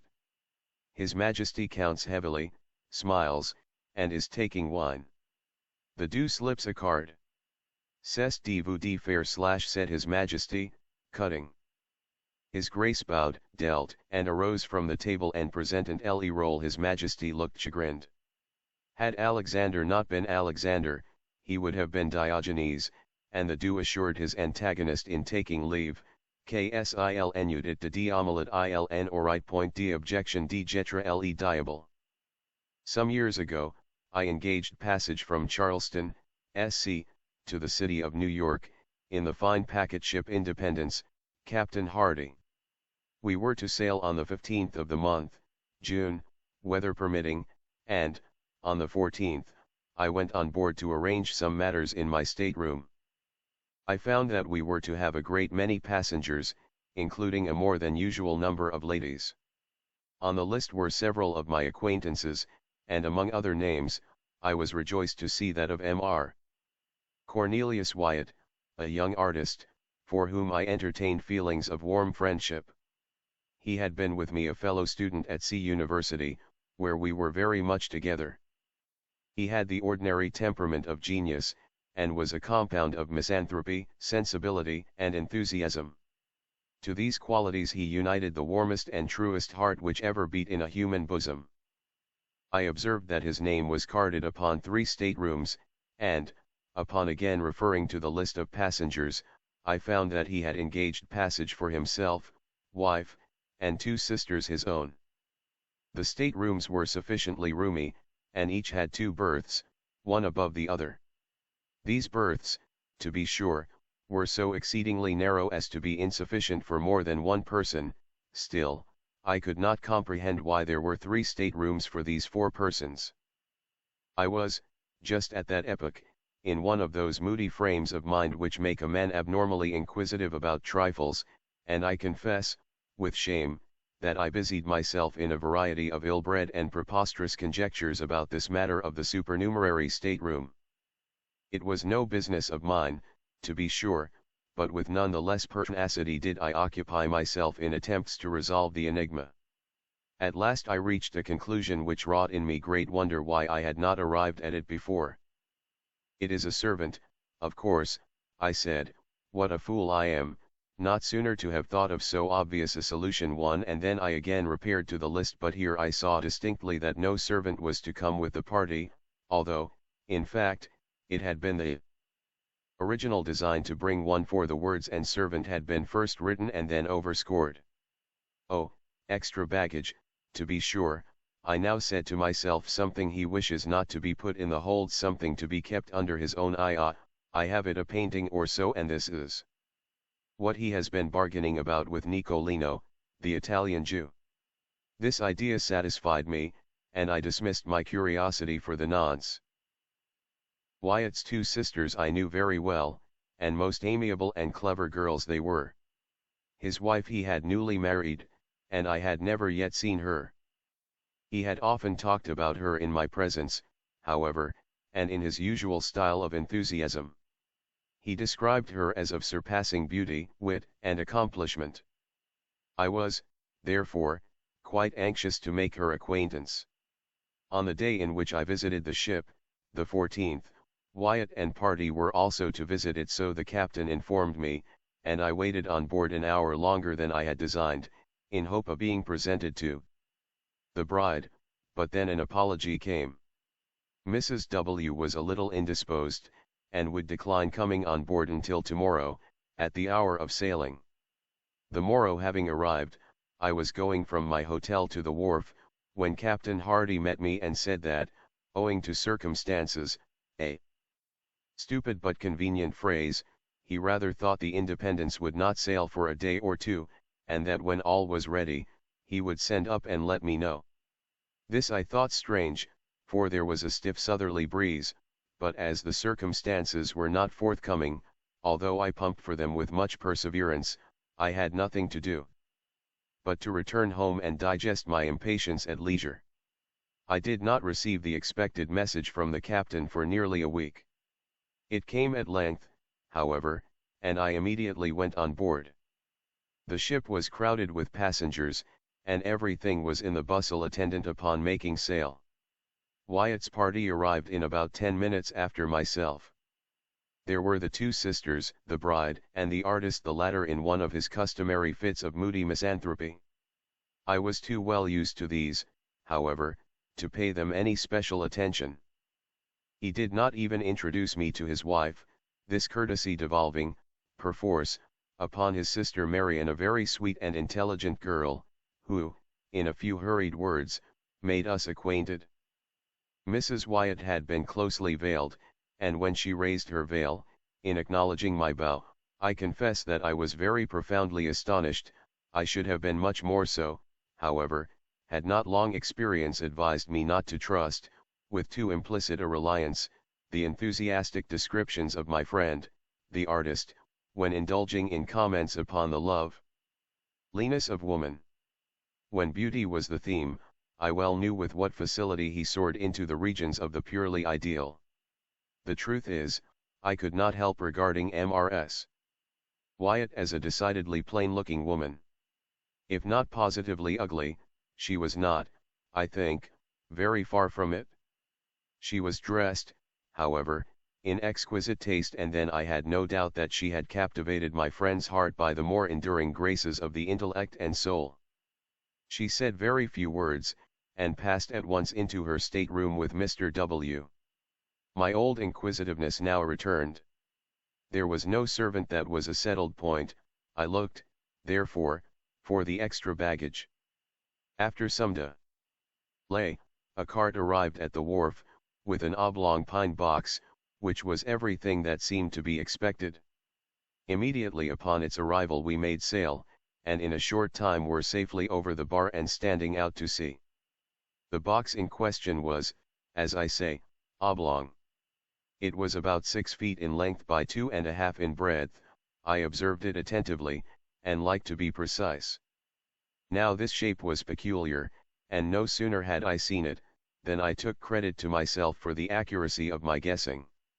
I had reached the conclusion, it will be remembered, that the extra baggage of my friend, the artist, would prove to be pictures, or at least a picture, for I knew he had been for several weeks in conference with Nicolino, and now here was a box, which, from its shape, could possibly contain nothing in the world but a copy of Leonardo's Last Supper, and a copy of this very Last Supper, done by Rubini the Younger, at Florence, I had known for some time, to be in the possession of Nicolino. This point, therefore, I considered as sufficiently settled. I chuckled excessively when I thought of my acumen. It was the first time I had ever known Wyatt to keep from me any of his artistical secrets, but here he evidently intended to steal a march upon me, and smuggle a fine picture to New York, under my very nose, expecting me to know nothing of the matter. I resolved to quiz him well, now and hereafter. One thing, however, annoyed me not a little. The box did not go into the extra stateroom. It was deposited in Wyatt's own, and there, too, it remained, occupying very nearly the whole of the floor, no doubt to the exceeding discomfort of the artist and his wife, this the more especially as the tar or paint with which it was lettered in sprawling capitals, emitted a strong, disagreeable, and, to my fancy, a peculiarly disgusting odor. On the lid were painted the words Adelaide Curtis, Albany, New York, charge of Cornelius Wyatt, Esq., this side up. To be handled with care. Now, I was aware that Mrs. Adelaide Curtis, of Albany, was the artist's wife's mother, but then I looked upon the whole address as a mystification, intended especially for myself. I made up my mind, of course, that the box and contents would never get farther north than the studio of my misanthropic friend, in Chambers Street, New York. For the first 3 or 4 days we had fine weather, although the wind was dead ahead, having chopped round to the northward, immediately upon our losing sight of the coast. The passengers were, consequently, in high spirits and disposed to be social. I must except, however, Wyatt and his sisters, who behaved stiffly, and, I could not help thinking, uncourteously to the rest of the party. Wyatt's conduct I did not so much regard. He was gloomy, even beyond his usual habit. In fact, he was morose, but in him I was prepared for eccentricity. For the sisters, however, I could make no excuse. They secluded themselves in their staterooms during the greater part of the passage, and absolutely refused, although I repeatedly urged them, to hold communication with any person on board. Mrs. Wyatt herself was far more agreeable. That is to say, she was chatty, and to be chatty is no slight recommendation at sea. She became excessively intimate with most of the ladies, and, to my profound astonishment, evinced no equivocal disposition to coquette with the men. She amused us all very much. I say amused and scarcely know how to explain myself. The truth is, I soon found that Mrs. W. was far oftener laughed at than with. The gentlemen said little about her, but the ladies, in a little while, pronounced her a good-hearted thing, wrathy, indifferent-looking, totally uneducated, and decidedly vulgar. The great wonder was, how Wyatt had been entrapped into such a match. Wealth was the general solution, but this I knew to be no solution at all, for Wyatt had told me that she neither brought him $1 nor had any expectations from any source whatever.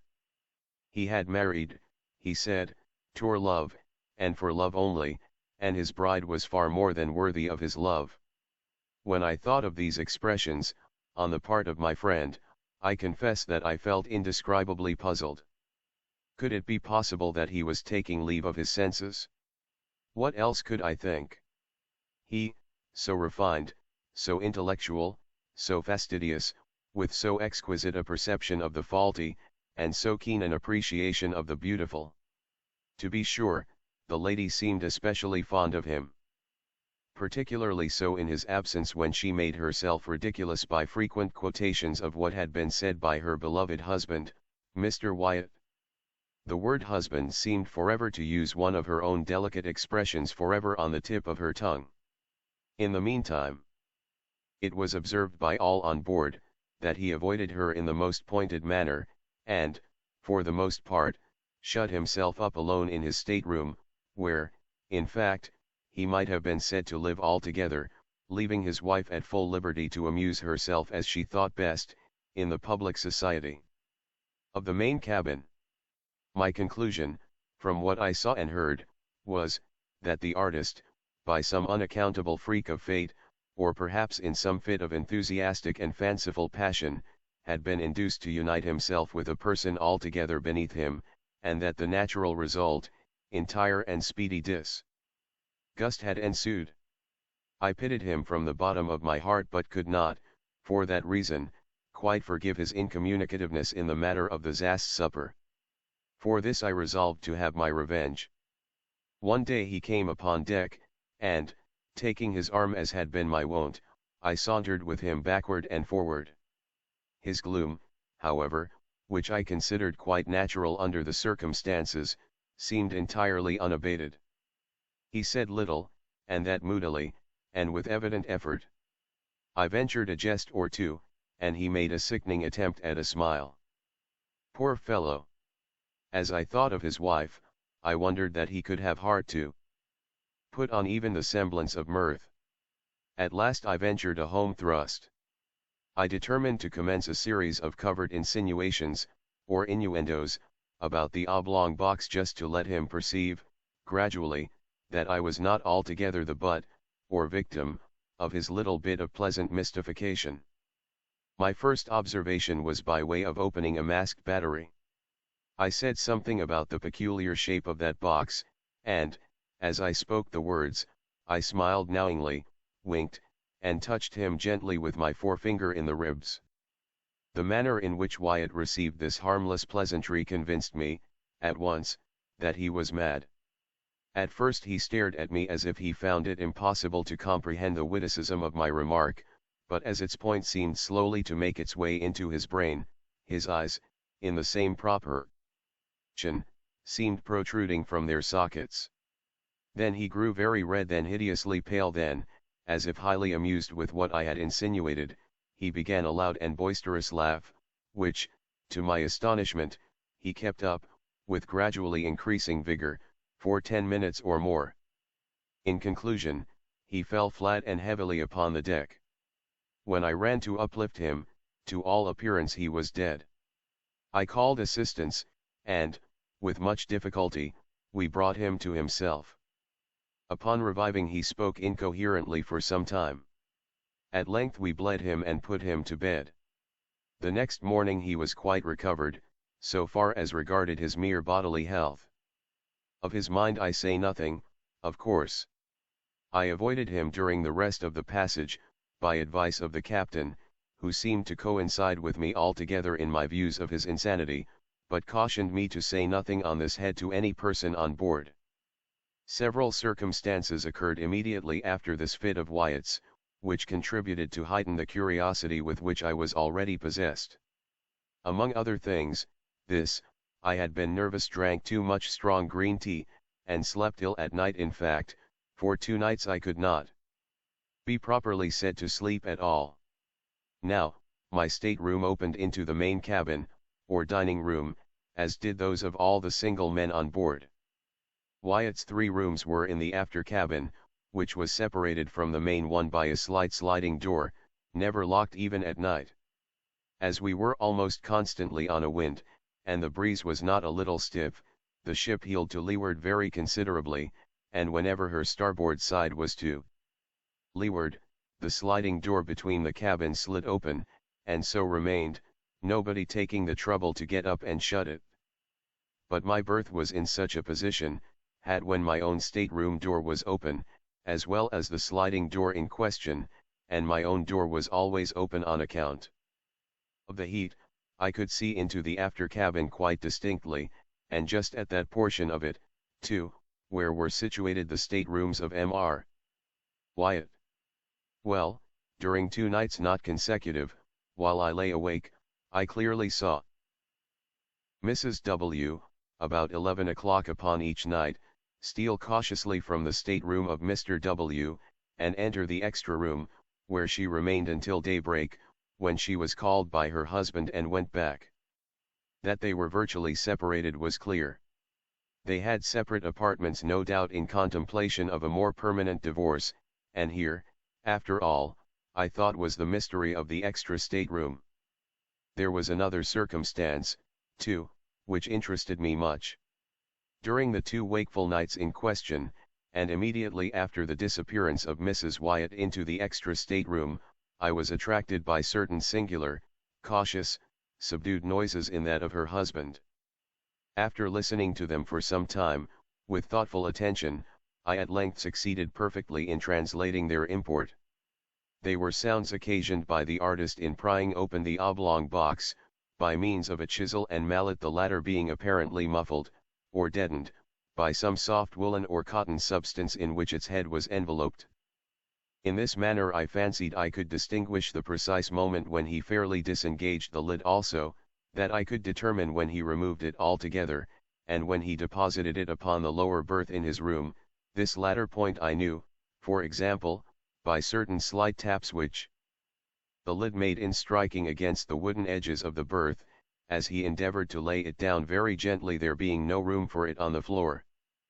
After this there was a dead stillness, and I heard nothing more, upon either occasion, until nearly daybreak, unless, perhaps, I may mention a low sobbing, or murmuring sound, so very much suppressed as to be nearly inaudible if, indeed, the whole of this latter noise were not rather produced by my own imagination. I say it seemed to resemble sobbing or sighing, but, of course, it could not have been either. I rather think it was a ringing in my own ears. Mr. Wyatt, no doubt, according to custom, was merely giving the rein to one of his hobbies, indulging in one of his fits of artistic enthusiasm. He had opened his oblong box, in order to feast his eyes on the pictorial treasure within. There was nothing in this, however, to make him sob. I repeat, therefore, that it must have been simply a freak of my own fancy, distempered by good Captain Hardy's green tea. Just before dawn, on each of the 2 nights of which I speak, I distinctly heard Mr. Wyatt replace the lid upon the oblong box, and force the nails into their old places by means of the muffled mallet. Having done this, he issued from his stateroom, fully DJS'd, and proceeded to call Mrs. W. from hers. We had been at sea 7 days, and were now off Cape Hatteras, when there came a tremendously heavy blow from the southwest. We were, in a measure, prepared for it, however, as the weather had been holding out threats for some time. Everything was made snug, alow and aloft, and as the wind steadily freshened, we lay to, at length, under spanker and foretopsail, both double-reefed. In this trim we rode safely enough for 48 hours, the ship proving herself an excellent sea-boat in many respects, and shipping no water of any consequence. At the end of this period, however, the gale had freshened into a hurricane, and our aftersail split into ribbons, bringing us so much in the trough of the water that we shipped several prodigious seas, one immediately after the other. By this accident we lost 3 men overboard with the caboose, and nearly the whole of the larboard bulwarks. Scarcely had we recovered our senses, before the foretopsail went into shreds, when we got up a storm staysail, and with this did pretty well for some hours, the ship heading the sea much more steadily than before. The gale still held on, however, and we saw no signs of its abating. The rigging was found to be ill-fitted, and greatly strained, and on the 3rd day of the blow, about 5 in the afternoon, our mizzen-mast, in a heavy lurch to windward, went by the board.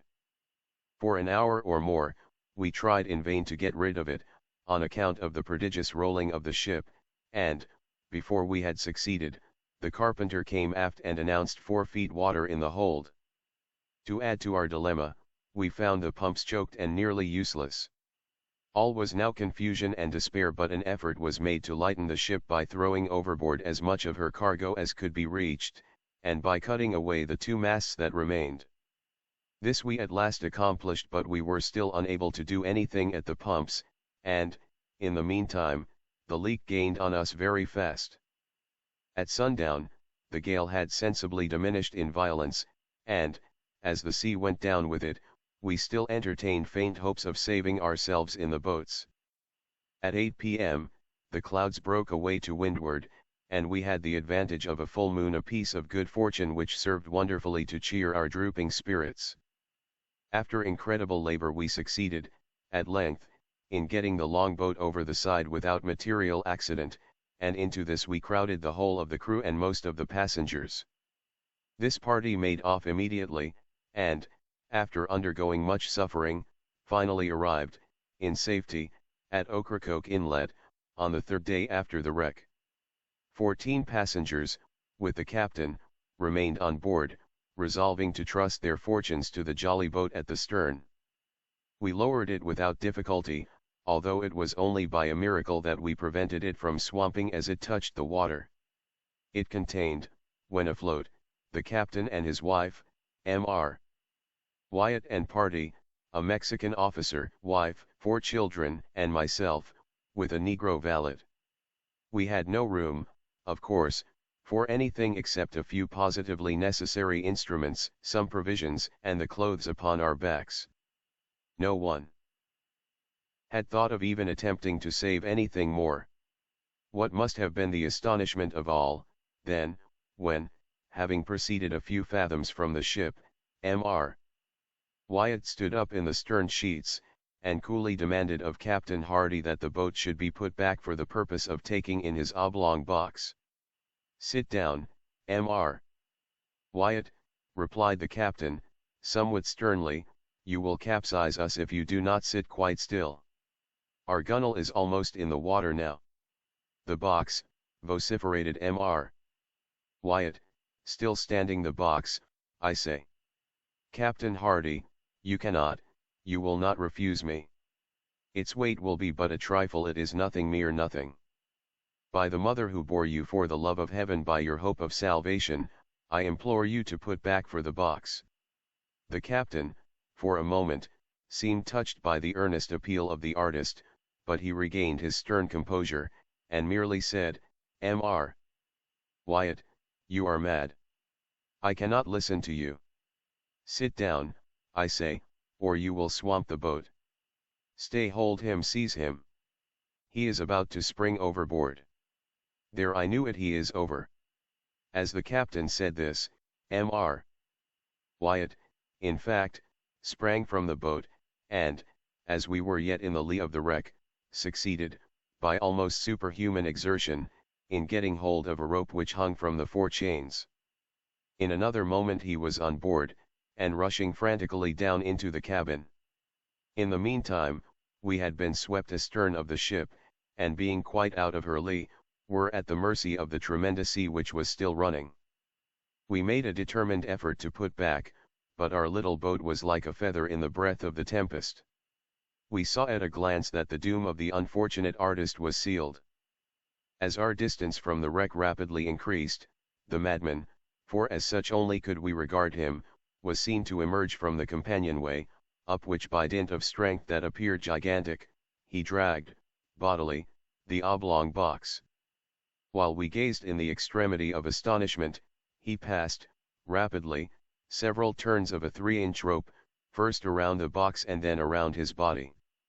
In another instant both body and box were in the sea, disappearing suddenly, at once, and forever.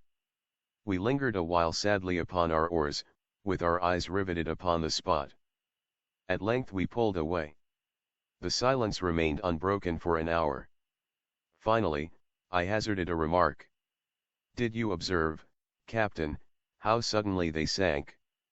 Was not that an exceedingly singular thing? I confess that I entertained some feeble hope of his final deliverance, when I saw him lash himself to the box, and calm himself to the sea. They sank as a matter of course, replied the captain, and that like a shot. They will soon rise again, however, but not till the salt melts the salt." I ejaculated. "Hush," said the captain, pointing to the wife and sisters of the deceased. "We must talk of these things at some more appropriate time. We suffered much, and made a narrow escape, but fortune befriended us as well as our mates in the longboat.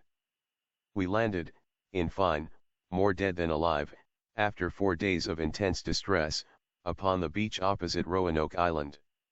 We remained here a week, were not ill-treated by the wreckers, and at length obtained a passage to New York. About a month after the loss of the Independence, I happened to meet Captain Hardy in Broadway. Our conversation turned, naturally, upon the disaster, and especially upon the sad fate of poor Wyatt. I thus learned the following particulars. The artist had engaged passage for himself, wife, 2 sisters and a servant. His wife was, indeed, as she had been represented, a most lovely, and most accomplished woman. On the morning of the 14th of June, the day in which I first visited the ship, the lady suddenly sickened and died. The young husband was frantic with grief, but circumstances imperatively forbade the deferring his voyage to New York. it was necessary to take to her mother the corpse of his adored wife, and, on the other hand, the universal prejudice which would prevent his doing so openly was well known. 9/10 of the passengers would have abandoned the ship rather than take passage with a dead body. In this dilemma, Captain Hardy arranged that the corpse, being first partially embalmed, and packed, with a large quantity of salt, in a box of suitable dimensions, should be conveyed on board as merchandise. Nothing was to be said of the lady's decease, and, as it was well understood that Mr. Wyatt had engaged passage for his wife, it became necessary that some person should personate her during the voyage. This the deceased's lady's maid was easily prevailed on to do. The extra stateroom, originally engaged for this girl, during her mistress' life, was now merely retained. In this stateroom the pseudo-wife slept, of course, every night. In the daytime she performed, to the best of her ability, the part of her mistress whose person, it had been carefully ascertained, was unknown to any of the passengers on board. My own mistake arose, naturally enough, through too careless, too inquisitive, and too impulsive a temperament. But of late, it is a rare thing that I sleep soundly at night. There is a countenance which haunts me, turn as I will. There is an hysterical laugh which will or ever ring within my ears.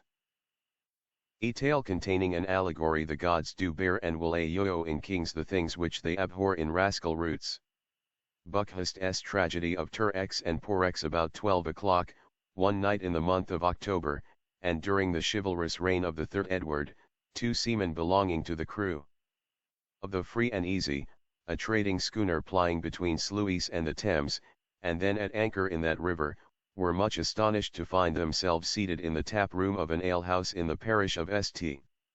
Andrews, London, which alehouse bore for sign the portraiture of a jolly tar. The room, although ill-contrived, smoke-blackened, low-pitched, and in every other respect agreeing with the general character of such places at the period, was nevertheless, in the opinion of the grotesque groups scattered here and there within it, sufficiently well adapted to its purpose. Of these groups our 2 seamen formed, I think, the most interesting, if not the most conspicuous. The one who appeared to be the elder, and whom his companion addressed by the characteristic appellation of Legs, was at the same time much the taller of the 2. He might have measured 6 feet and a half, and an habitual stoop in the shoulders seemed to have been the necessary consequence of an altitude so enormous. Superfluities in height were, however, more than accounted for by deficiencies in other respects. He was exceedingly thin, and might, as his associates asserted, have answered, when drunk, for a pennant at the masthead, or, when sober, have served for a jib-boom. But these jests, and others of a similar nature, had evidently produced, at no time, any effect upon the cachinnatory muscles of the tar. With high cheekbones, a large hawk nose, retreating chin, fallen underjaw, and huge protruding white eyes, the expression of his countenance, although tinged with a species of dogged indifference to matters and things in general, was not the less utterly solemn and serious beyond all attempts at imitation or description. The younger seaman was, in all outward appearance, the converse of his companion. His stature could not have exceeded 4 feet.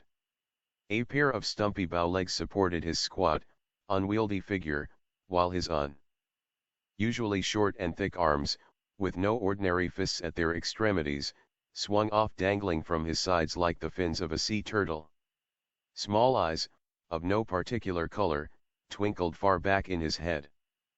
His nose remained buried in the mass of flesh which enveloped his round, full, and purple face, and his thick upper lip rested upon the still thicker one beneath with an air of complacent self-satisfaction, much heightened by the owner's habit of licking them at intervals. He evidently regarded his tall shipmate with a feeling half wondrous, half quizzical, and stared up occasionally in his face as the red setting sun stares up at the crags of Ben Nevis. Various and eventful, however, had been the peregrinations of the worthy couple in and about the different tap-houses of the neighborhood during the earlier hours of the night. Funds even the most ample, are not always everlasting, and it was with empty pockets our friends had ventured upon the present hostelry. At the precise period, then, when this history properly commences, Legs and his fellow, Hugh Tarpaulin, sat, each with both elbows resting upon the large oaken table in the middle of the floor, and with a hand upon either cheek. They were E3ing, from behind a huge flagon of unpaid-for humming stuff, the portentous words, "No chalk," which to their indignation and astonishment were scored over the doorway by means of that very mineral whose presence they purported to deny.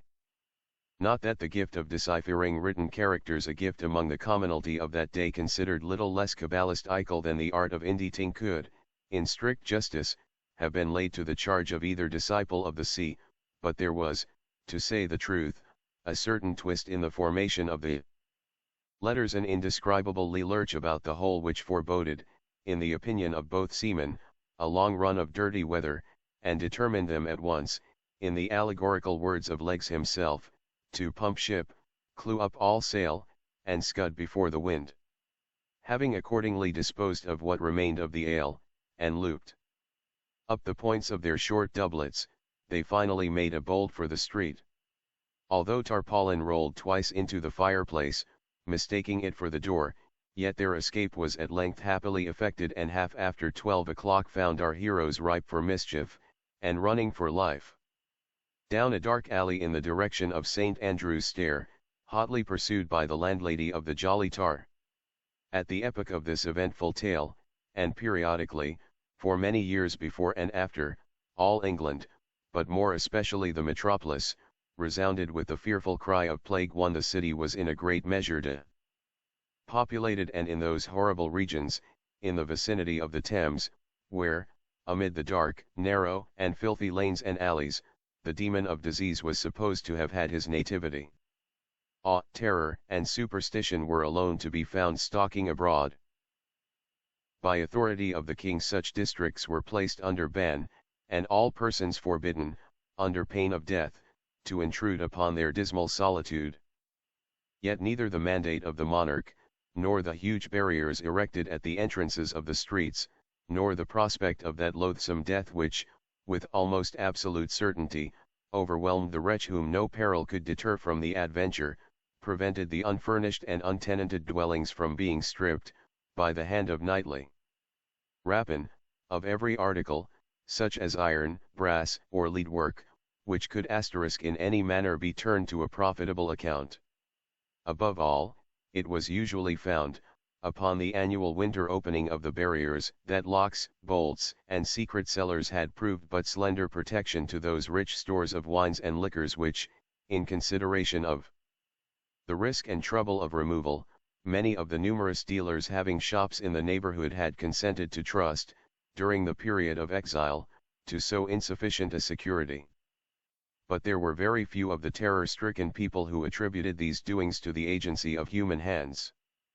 Pest spirits, plague goblins, and fever demons were the popular imps of mischief, and tales so blood-chilling were hourly told, that the whole mass of forbidden buildings was, at length, enveloped in terror as in a shroud, and the plunderer himself was often scared away by the horrors his own depredations had created, leaving the entire vast circuit of prohibited district to gloom, silence, pestilence, and death. It was by one of the terrific barriers already mentioned, and which indicated the region beyond to be under the pest ban, that, in scrambling down an alley, Legs and the worthy Hugh Tarpaulin found their progress suddenly impeded. To return was out of the question, and no time was to be lost, as their pursuers were close upon their heels.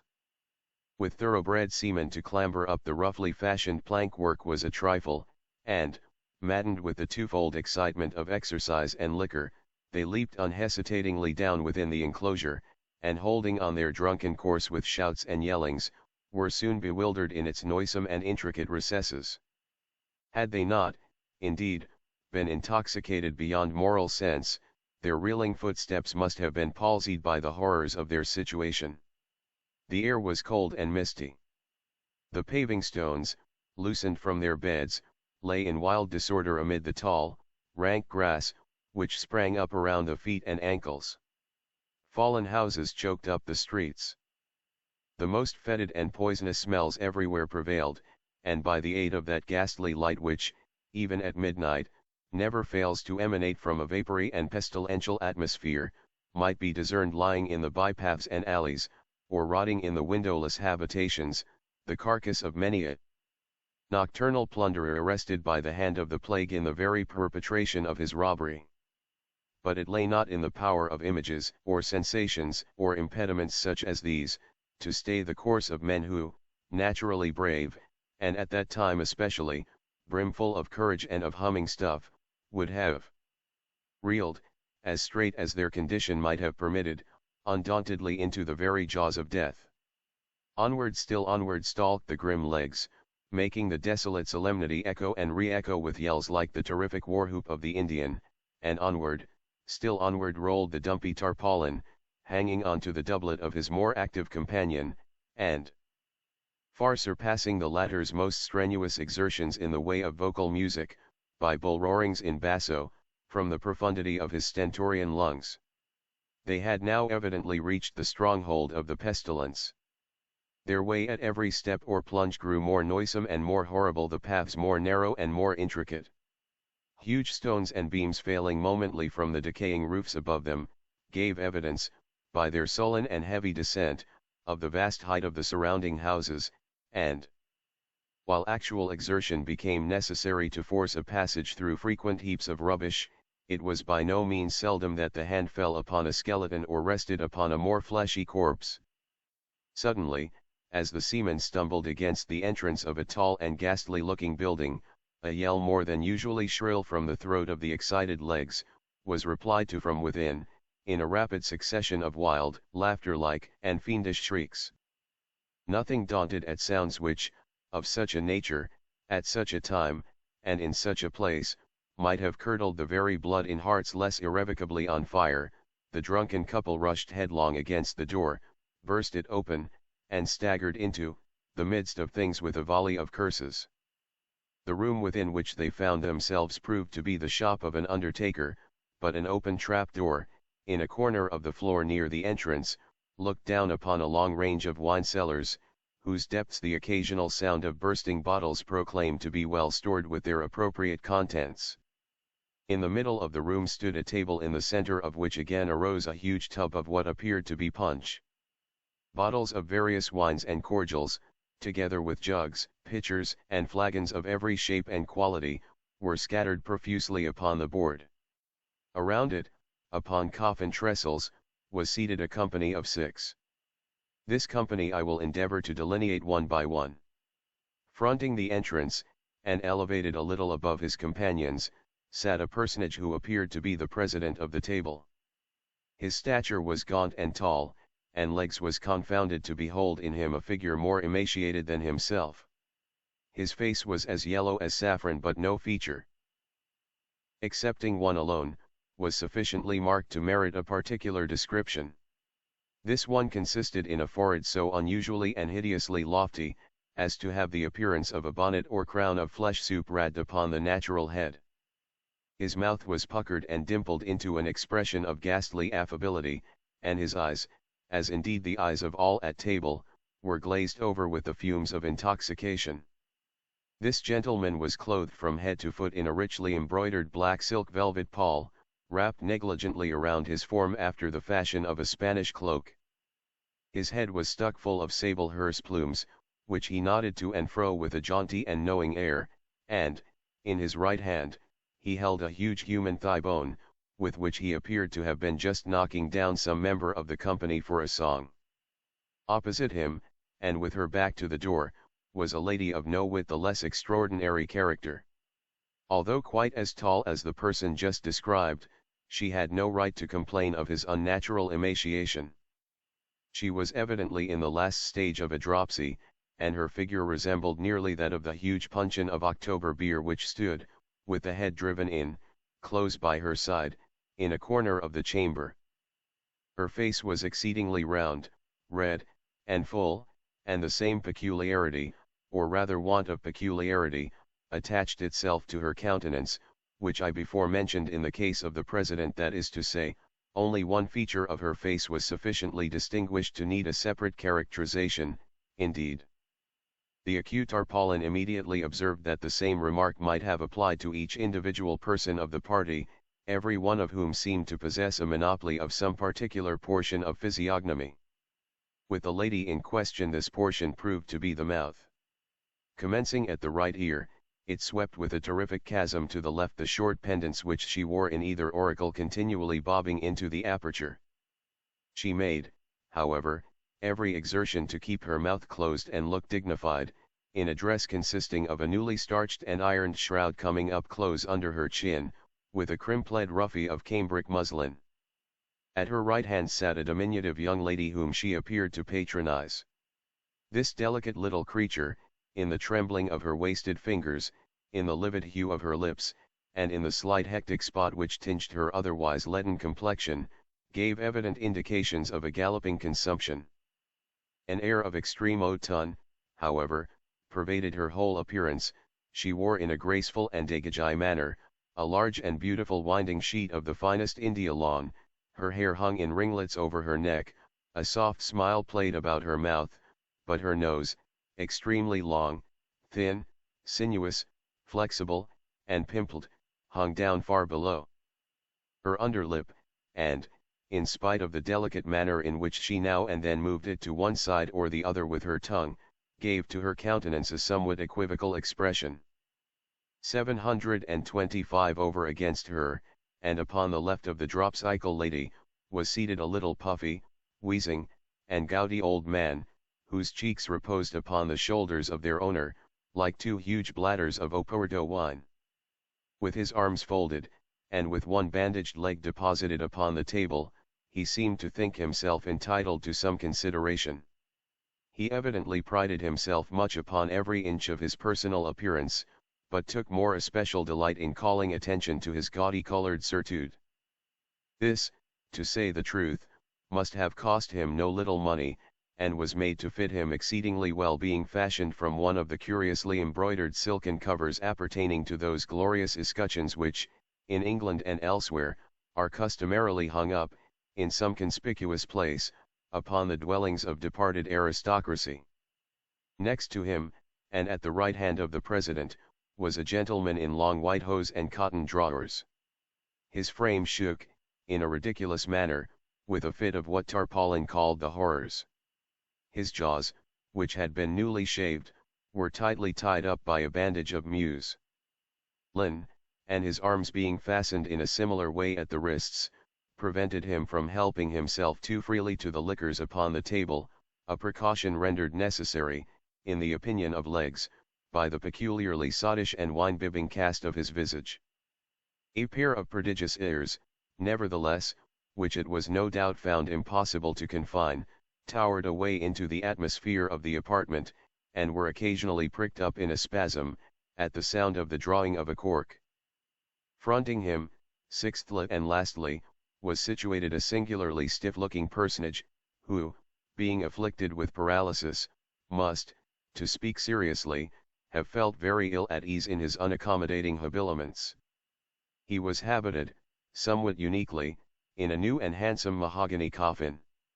Its top or headpiece pressed upon the skull of the wearer, and extended over it in the fashion of a hood, giving to the entire face an air of indescribable interest.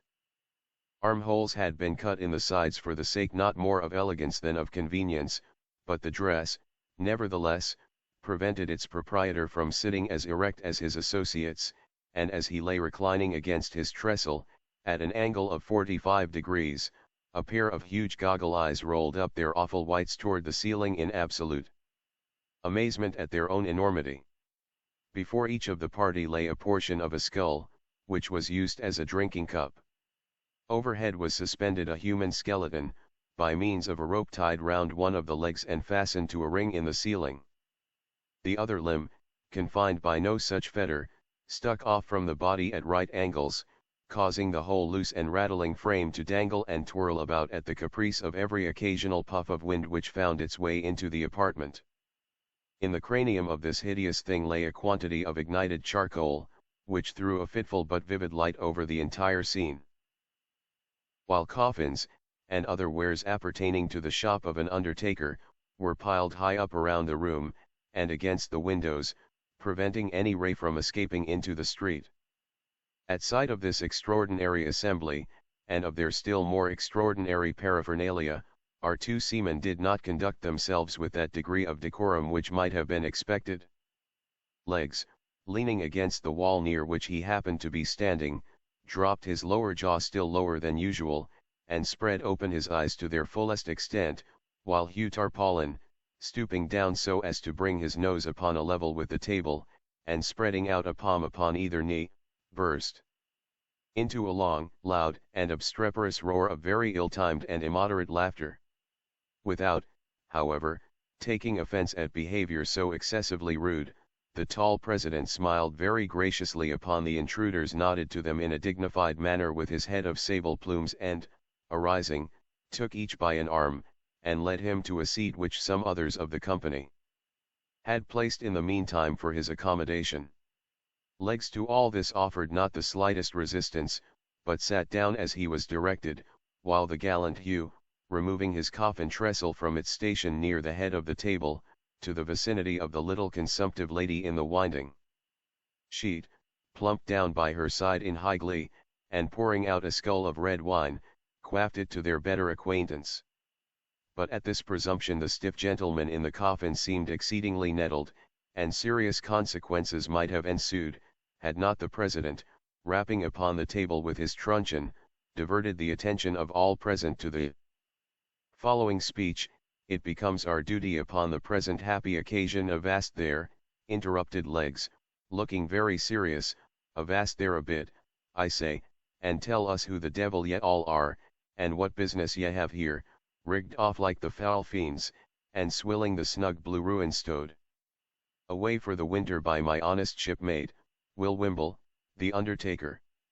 At this unpardonable piece of ill-breeding, all the original company half started to their feet, and uttered the same rapid succession of wild fiendish shrieks which had before caught the attention of the seamen. The president, however, was the first to recover his composure, and at length, turning to Legs with great dignity, recommenced, "Most willingly will we gratify any reasonable curiosity on the part of guests so illustrious, unbidden though they be. Know then that in these dominions I am monarch, and here rule with undivided empire under the title of King Pest the First. This apartment, which you no doubt profanely suppose to be the shop of Will Wimble the undertaker, man whom we know not, and whose plebeian appellation has never before this night thwarted our royal ears, this apartment, I say, is the dais chamber of our palace, devoted to the councils of our kingdom, and to other sacred and lofty purposes. The noble lady who sits opposite is Queen Pest, our serene consort. The other exalted personages whom you behold are all of our family, and wear the insignia of the blood royal under the respective titles of His Grace the Archduke Pestiferous, His Grace the Duke Pestilential, His Grace the Duke Tempest, and Her Serene Highness the Duchess Anna Pest. As regards," continued he, "your demand of the business upon which we sit here in council, we might be pardoned for replying that it concerns, and concerns alone, our own private and regal interest, and is in no manner important to any other than ourself. But in consideration of those rights to which as guests and strangers you may feel yourselves entitled, we will furthermore explain that we are here this night, prepared by deep research and accurate investigation, to examine, analyze, and thoroughly determine the indefinable spirit, the incomprehensible qualities and nature of those inestimable treasures of the palate, the wines, ales, and liquors of this goodly metropolis, by so doing to advance not more our own designs than the true welfare of that unearthly sovereign whose reign is over us all, whose dominions are unlimited, and whose name is Death." "Whose name is Davy Jones," ejaculated Tarpaulin, helping the lady by his side to a scull of liqueur, and pouring out a second for himself. "Profane varlet," said the president, now turning his attention to the worthy Hugh, "profane and execrable wretch. We have said, that in consideration of those rights which, even in thy filthy person, we feel no inclination to violate, we have condescended to make reply to thy rude and unreasonable inquiries. We nevertheless, for your unhallowed intrusion upon our councils, believe it our duty to mulct thee and thy companion in each a gallon of black-strap shaving imbibed, which to the prosperity of our kingdom at a single draught, and upon your bended knees ye shall be forthwith free either to proceed upon your way, or remain and be admitted to the privileges of our table, according to your respective and individual pleasures. It would be a matter of utter impossibility, replied Legs, whom the assumptions and dignity of King Pest I had evidently inspired with some feelings of respect, and who arose and steadied himself by the table as he spoke. It would, please your majesty, be a matter of utter impossibility to stow away in my hold even 1/4 part of that same liquor which your majesty has just mentioned. To say nothing of the stuffs placed on board in the forenoon by way of ballast, and not to mention the various ales and liqueurs shipped this evening at various seaports, I have, at present, a full cargo of humming stuff taken in and duly paid for at the sign of the Johaitar. You will, therefore, please your majesty, be so good as to take the will for the deed, for by no manner of means either can I or will I swallow another drop, least of all a drop of that villainous bilge water that answers to the name of blackstrap. Belay that, interrupted Tarpaulin, astonished not more at the length of his companion's speech than at the nature of his refusal. Belay that, you lubber. And I say, Legs, none of your palaver. My hull is still light, although I confess you yourself seem to be a little tofeevy, and as far as the matter of your share of the cargo, why rather than raise a squall I would find stowage room for it myself, but this proceeding, interposed the President, is by no means in ac. Accordance with the terms of the mulct or sentence, which is in its nature median, and not to be altered or recalled. The conditions we have imposed must be fulfilled to the letter, and that without a moment's hesitation, in failure of which fulfillment we decree that you do here be tied neck and heels together, and duly drowned as rebels in yon hogshead of October beer. A sentence. A sentence. A righteous and just sentence. A glorious decree. A most worthy and upright, and holy condemnation, shouted the Pest family all together. The king elevated his forehead into innumerable wrinkles, the gouty little old man puffed like a pair of bellows, the lady of the winding sheet waved her nose to and fro, the gentleman in the cotton drawers pricked up his ears, she of the shroud gasped like a dying fish, and he of the coffin looked stiff and rolled up his eyes. Ugh, ugh, ugh, chuckled Tarpaulin, without heeding the general excitation, ugh, ugh, ugh, ugh, ugh, ugh, ugh, ugh, ugh, ugh. I was saying, said he, I was saying when Mr. King Pest poked in his marlinspike, that as for the matter of 2 or 3 gallons more or less of blackstrap, it was a trifle to a tight seaboat like myself, not overstowed, but when it comes to drinking the health of the devil, whom God assoil to ie, and going down upon my marrow bones to his ill-favoured majesty. There, whom I know, as well as I know myself to be a sinner, to be nobody in the whole world but Tim Hurley-Goly the stage player. Why? It's quite another guess sort of a thing, and utterly and altogether past my comprehension. He was not allowed to finish the speech in tranquillity. At the name of Tim Hurley-Goly the whole assembly leaped from their seats. Treason, shouted His Majesty King Pest I. Treason, said the little man with the gout. Treason, screamed the Archduchess Anna Pest. Treason, muttered the gentleman with his jaws tied up. Treason, growled he of the coffin. Treason, treason, shrieked Her Majesty of the Mouth, and, seizing by the hinder part of his breeches the unfortunate Tarpaulin, who had just commenced pouring out for himself a scull of liqueur, she lifted him high into the air, and let him fall without ceremony into the huge open puncheon of his beloved ale. Bobbing up and down, for a few seconds, like an apple in a bowl of toddy, he, at length, finally disappeared amid the whirlpool of foam which, in the already effervescent liquor, his struggles easily succeeded in creating. Not tamely, however, did the tall seaman behold the discomfiture of his companion. Jostling King Pest through the open trap, the valiant leg slammed the door down upon him with an oath, and strode toward the center of the room. Here tearing down the skeleton which swung over the table, he laid it about him with so much energy and goodwill that, as the last glimpses of light died away within the apartment, he succeeded in knocking out the brains of the little gentleman with the gout. Rushing then with all his force against the fatal hogshead full of October ale and Hugh tarpaulin, he rolled it over and over in an instant. Out poured a deluge of liquor so fierce, so impetuous, so overwhelming that the room was flooded from wall to wall. The loaded table was overturned, the trestles were thrown upon their backs, the tub of punch into the fireplace, and the ladies into hysterics. Piles of death furniture floundered about. Jugs, pitchers, and carboys mingled promiscuously in the melee, and wicker flagons encountered desperately with bottle of junk. The man with the horrors was drowned upon the spot. The little stiff gentleman floated off in his coffin, and the victorious legs, seizing by the waist the fat lady in the shroud, rushed out with her into the street, and made a bee-line for the free and easy, followed under easy sail by the redoubtable Hugh tarpaulin, who, having sneezed 3 or 4 times, panted and puffed after him with the Archduchess Anna Pest. "You hard-hearted, dunder-headed, obstinate, rusty, crusty, musty, fusty, old savage," said I, in fancy, one afternoon, to my grand-uncle Rumgudgeon, shaking my fist at him in imagination. Only in imagination. The fact is, some trivial discrepancy did exist, just then, between what I said and what I had not the courage to say, between what I did and what I had half a mind to do.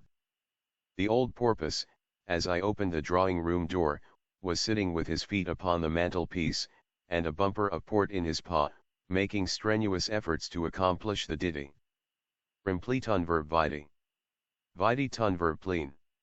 "My dear uncle," said I, closing the door gently, and approaching him with the blandest of smiles, "you are always so very kind and considerate, and have evinced your benevolence in so very many ways that I feel I have only to suggest this little point to you once more, to make sure of your full acquiescence." "Hem," said he, "good boy, go on." "I am sure, my dearest uncle, you confounded old rascal, that you have no design really, seriously, to oppose my union with Kate. This is merely a joke of yours, I know. Ha! Ha! Ha! How very pleasant you are at times." "Ha! Ha! Ha!" said he, "curse you, yes. To be sure, of course. I knew you were jesting. Now, uncle, all that Kate and myself wish at present, is that you would oblige us with your advice as regards the time, you know, uncle, in short, when will it be most convenient for yourself, that the wedding shall come off, you know." "Come off, you scoundrel. What do you mean by that? Better wait till it goes on." "Ha, ha, ha. He. Hi, hi, hi. Ho, ho, ho. Hoo, hoo, hoo. Oh, that's good. Oh, that's capital, such a wit. But all we want just now, you know, uncle, is that you would indicate the time precisely." "Ah, precisely. Yes, uncle, that is, if it would be quite agreeable to yourself. Wouldn't it answer, Bobby, if I were to leave it at random some time within a year or so, for example? Must I say precisely 3 Sundays in a week / you please, uncle, precisely? Well, then, Bobby, my boy, you're a fine fellow, aren't you? Since you will have the exact time, I'll oblige you for once." "Dear uncle." "Hush, sir, one drowning my voice, I'll oblige you for once. You shall have my consent and the plum, we muse and forget the plum, let me seal, when shall it be? Today's Sunday, isn't it? Well, then, you shall be married precisely, now mind. When 3 Sundays come together in a week. Do you hear me, sir? What are you gaping at? I say. You shall have Kate and her plum when 3 Sundays come together in a week, but not till then, you young scapegrace, not till then, if I die for it." You know me FM, a man of my word, now be off. Here he swallowed his bumper of port, while I rushed from the room in despair. A very fine old English gentleman, was my grand-uncle Rumgudgeon, but unlike him of the song, he had his weak points. He was a little, pursy, pompous, passionate semicircular somebody, with a red nose, a thick skull, a long purse, and a strong sense of his own consequence. With the best heart in the world, he contrived, through a predominant whim of contradiction, to earn for himself, among those who only knew him superficially, the character of a curmudgeon. Like many excellent people, he seemed possessed with a spirit of tantalization, which might easily, at a casual glance, have been mistaken for malevolence. To every request, a positive no, was his immediate answer, but in the end, in the long end, there were exceedingly few requests which he refused.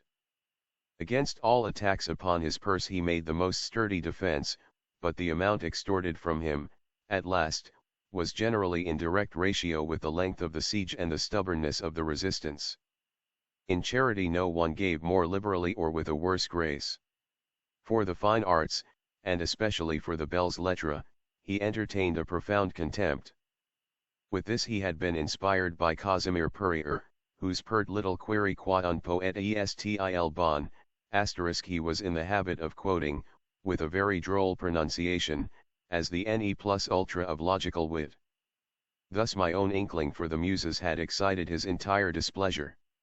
He assured me one day, when I asked him for a new copy of Horace, that the translation of Poenaciturnon was a nasty poet for nothing fit, a remark which I took in high dudgeon.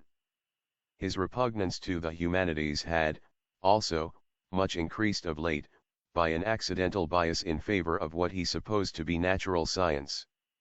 Somebody had accosted him in the street, mistaking him for no less a personage than Dr. L.D., the lecturer on quack physics. This set him off at a tangent, and just at the epoch of this story, for story it is getting to be after all. My grand-uncle Rumgudgeon was accessible and pacific only upon points which happened to chime in with the caprioles of the hobby he was riding. For the rest, he laughed with his arms and legs, and his politics were stubborn and easily understood. He thought, with Horsley, that the people have nothing to do with the laws but to obey them. I had lived with the old gentleman all my life. My parents, in dying, had bequeathed me to him as a rich legacy. I believe the old villain loved me as his own child nearly, if not quite as well as he loved Kate, but it was a dog's existence that he led me, after all. From my first year until my 5th, he obliged me with very regular floggings. From 5 to 15, he threatened me, hourly, with the house of correction. From 15 to 20, not a day passed in which he did not promise to cut me off with a shilling. I was a sad dog, it is true, but then it was a part of my nature, a point of my faith. In Kate, however, I had a firm friend, and I knew it. She was a good girl, and told me very sweetly that I might have her, plum and all, whenever I could badger my grand-uncle Rumgudgeon into the necessary consent. Poor girl! She was barely 15, and without this consent, her little amount in the funds was not come at able until 5 immeasurable summers had dragged their slow length along. What, then, to do? At 15, or even at 21, for I had now passed my 5th Olympiad, 5 years in prospect are very much the same as 500. Dread. In vain we besieged the old gentleman with importunities. Here was a pistoresque tense, as Messrs. Ude and Carine would say, which suited his perverse fancy to a T. It would have stirred the indignation of Job himself, to see how much like an old Mauser he behaved to us two poor wretched little mice. In his heart he wished for nothing more ardently than our union. He had made up his mind to this all along. In fact, he would have given £10,000 from his own pocket, Kate's plum was her own, if he could have invented anything like an excuse for complying with our very natural wishes. But then we had been so imprudent as to broach the subject ourselves. Not to oppose it under such circumstances, I sincerely believe, was not in his power. I have said already that he had his weak points, but, in speaking of these, I must not be understood as referring to his obstinacy, which was one of his strong points. Assuran pense en etate pas esse foible. When I mention his weakness, I have allusion to a bizarre old womanish superstition which beset him. He was great in dreams, portents, etid genus omne of rigmarole. He was excessively punctilious, too, upon small points of honor, and, after his own fashion, was a man of his word, beyond doubt. This was, in fact, one of his hobbies.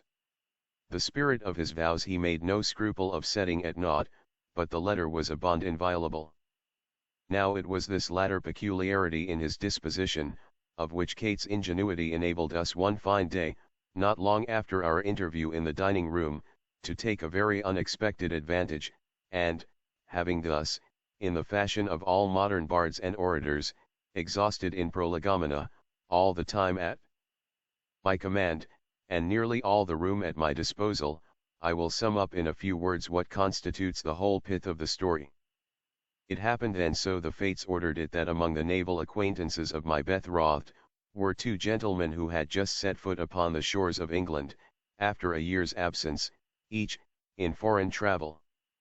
In company with these gentlemen, my cousin and I, preconcertedly, paid Uncle Rumgudgeon a visit on the afternoon of Sunday, October the 10th, just 3 weeks after the memorable decision which had so cruelly defeated our hopes. For about half an hour the conversation ran upon ordinary topics, but at last, we contrived, quite naturally, to give it the following turn: Capt. Pratt. Well, I have been absent just 1 year. Just 1 year today, as I live, let me seal. Yes. This is October the 10th. You remember, Mr. Rumgudgeon, I called, this day year, to bid you goodbye. And by the way, it does seem something like a coincidence, does it not, that our friend Captain Smitherton, here, has been absent exactly a year, also a year today. Smitherton. Yes, just 1 year to a fraction. You will remember, Mr. Rumgudgeon, that I called with Captain Pratt on this very day, last year, to pay my parting respects. Uncle.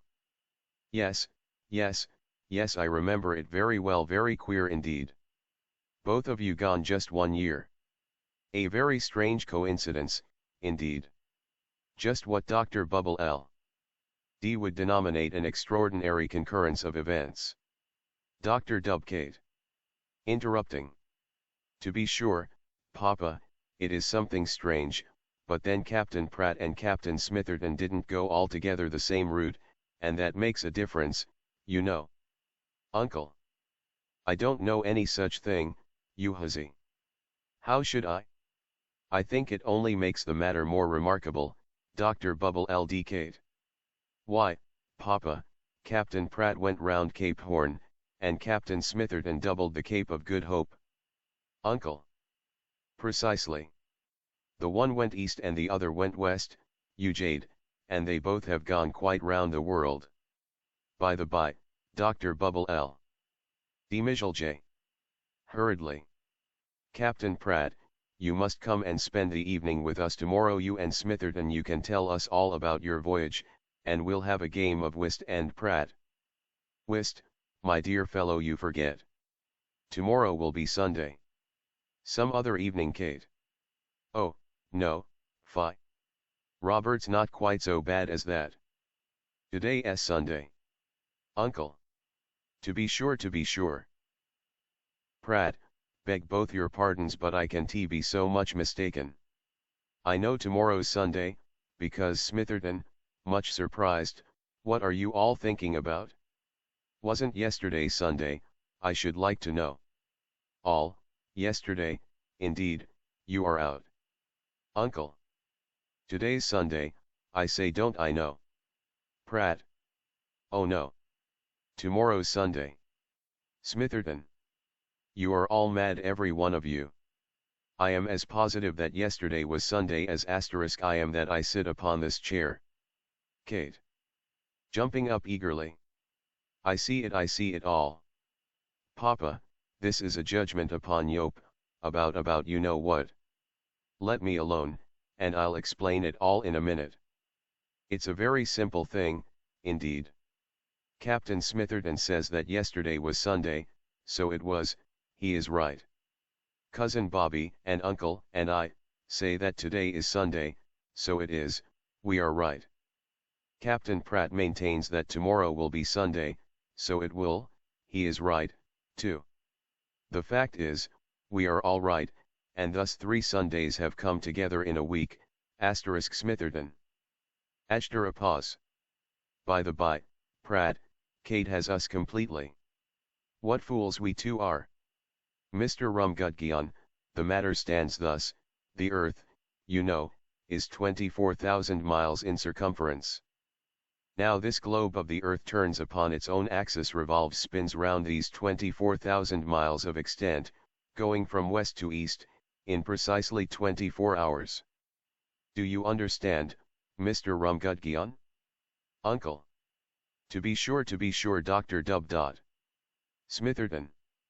Drowning his voice. Well, sir, that is at the rate of 1,000 miles per hour. Now, suppose that I sail from this position 1,000 miles east.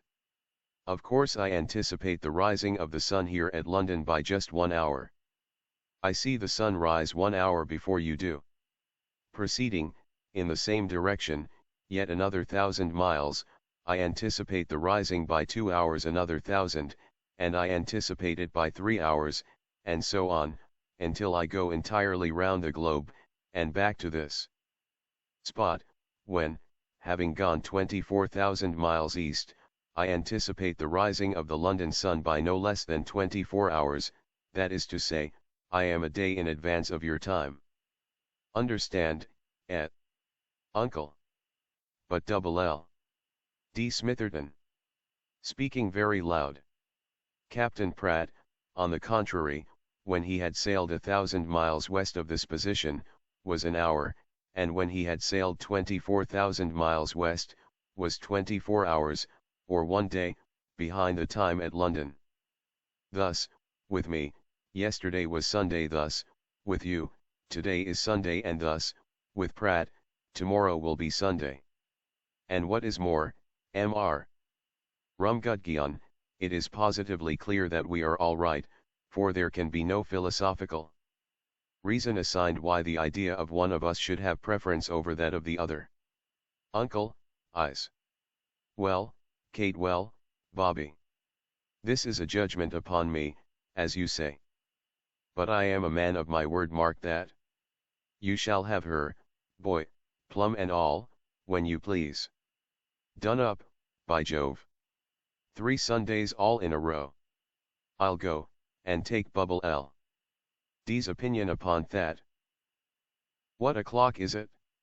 Old saying everybody knows, in a general way, that the finest place in the world is, or, alas, was the Dutch borough of Vondervoetiematis. Yet, as it lies some distance from any of the main roads, being in a somewhat out-of-way situation, there are, perhaps, very few of my readers who have ever paid it a visit. For the benefit of those who have not, therefore, it will be only proper that I should enter into some account of it. And this is, indeed, the more necessary, as with the hope of enlisting public sympathy in behalf of the inhabitants, I design here to give a history of the Calame. 2 events which have so lately occurred within its limits. No one who knows me will doubt that the duty thus self-imposed will be executed to the best of my ability, with all that rigid impartiality, all that cautious examination into facts, and diligent collation of authorities, which should ever distinguish him who aspires to the title of historian. By the united aid of medals, manuscripts, and inscriptions, I am enabled to say, positively, that the borough of Vondervoetiematis has existed, from its origin, in precisely the same condition which it at present preserves. Of the date of this origin, however, I grieve that I can only speak with that species of indefinite definiteness which mathematicians are, at times, forced to put up with in certain algebraic formulae. The date, I may thus say, in regard to the remoteness of its antiquity, cannot be less than any assignable quantity whatsoever.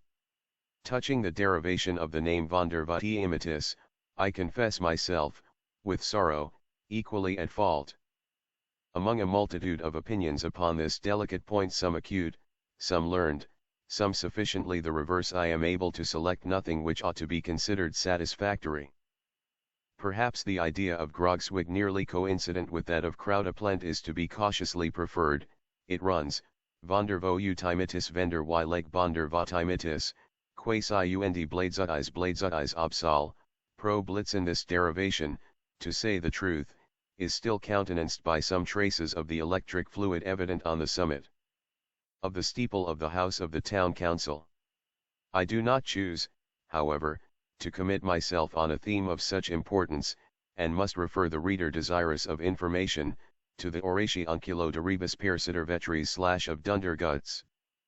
See, also, Blunderbuzzard Derivation / pages 27 to 5010, folio, Gothic edit, red and black character, catchword. And no cipher, wherein consult, also, marginal notes in the autograph of Stuff und Puff, with the sub-commentaries of Grunt und Guzzle. Notwithstanding the obscurity which thus envelopes the date of the foundation of Vondervoetiematus, and the derivation of its name, there can be no doubt, as I said before, that it has always existed as we find it. At this epoch, the oldest man in the borough can remember not the slightest difference in the appearance of any portion of it, and, indeed, the very suggestion of such a possibility is considered an insult.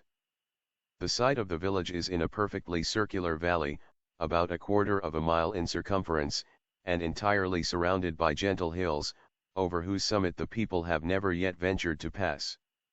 For this they assign the very good reason that they do not believe there is anything at all on the other side. Round the skirts of the valley, which is quite level, and paved throughout with fiat tiles, extends a continuous row of 60 little houses. These, having their backs on the hills, must look, of course, to the center of the plain, which is just 60 yards from the front door of each dwelling. Every house has a small garden before it, with a circular path, a sundial, and 24 cabbages. The buildings themselves are so precisely alike, that one can in no manner be distinguished from the other. Owing to the vast antiquity, the style of architecture is somewhat odd, but it is not for that reason the less strikingly picturesque.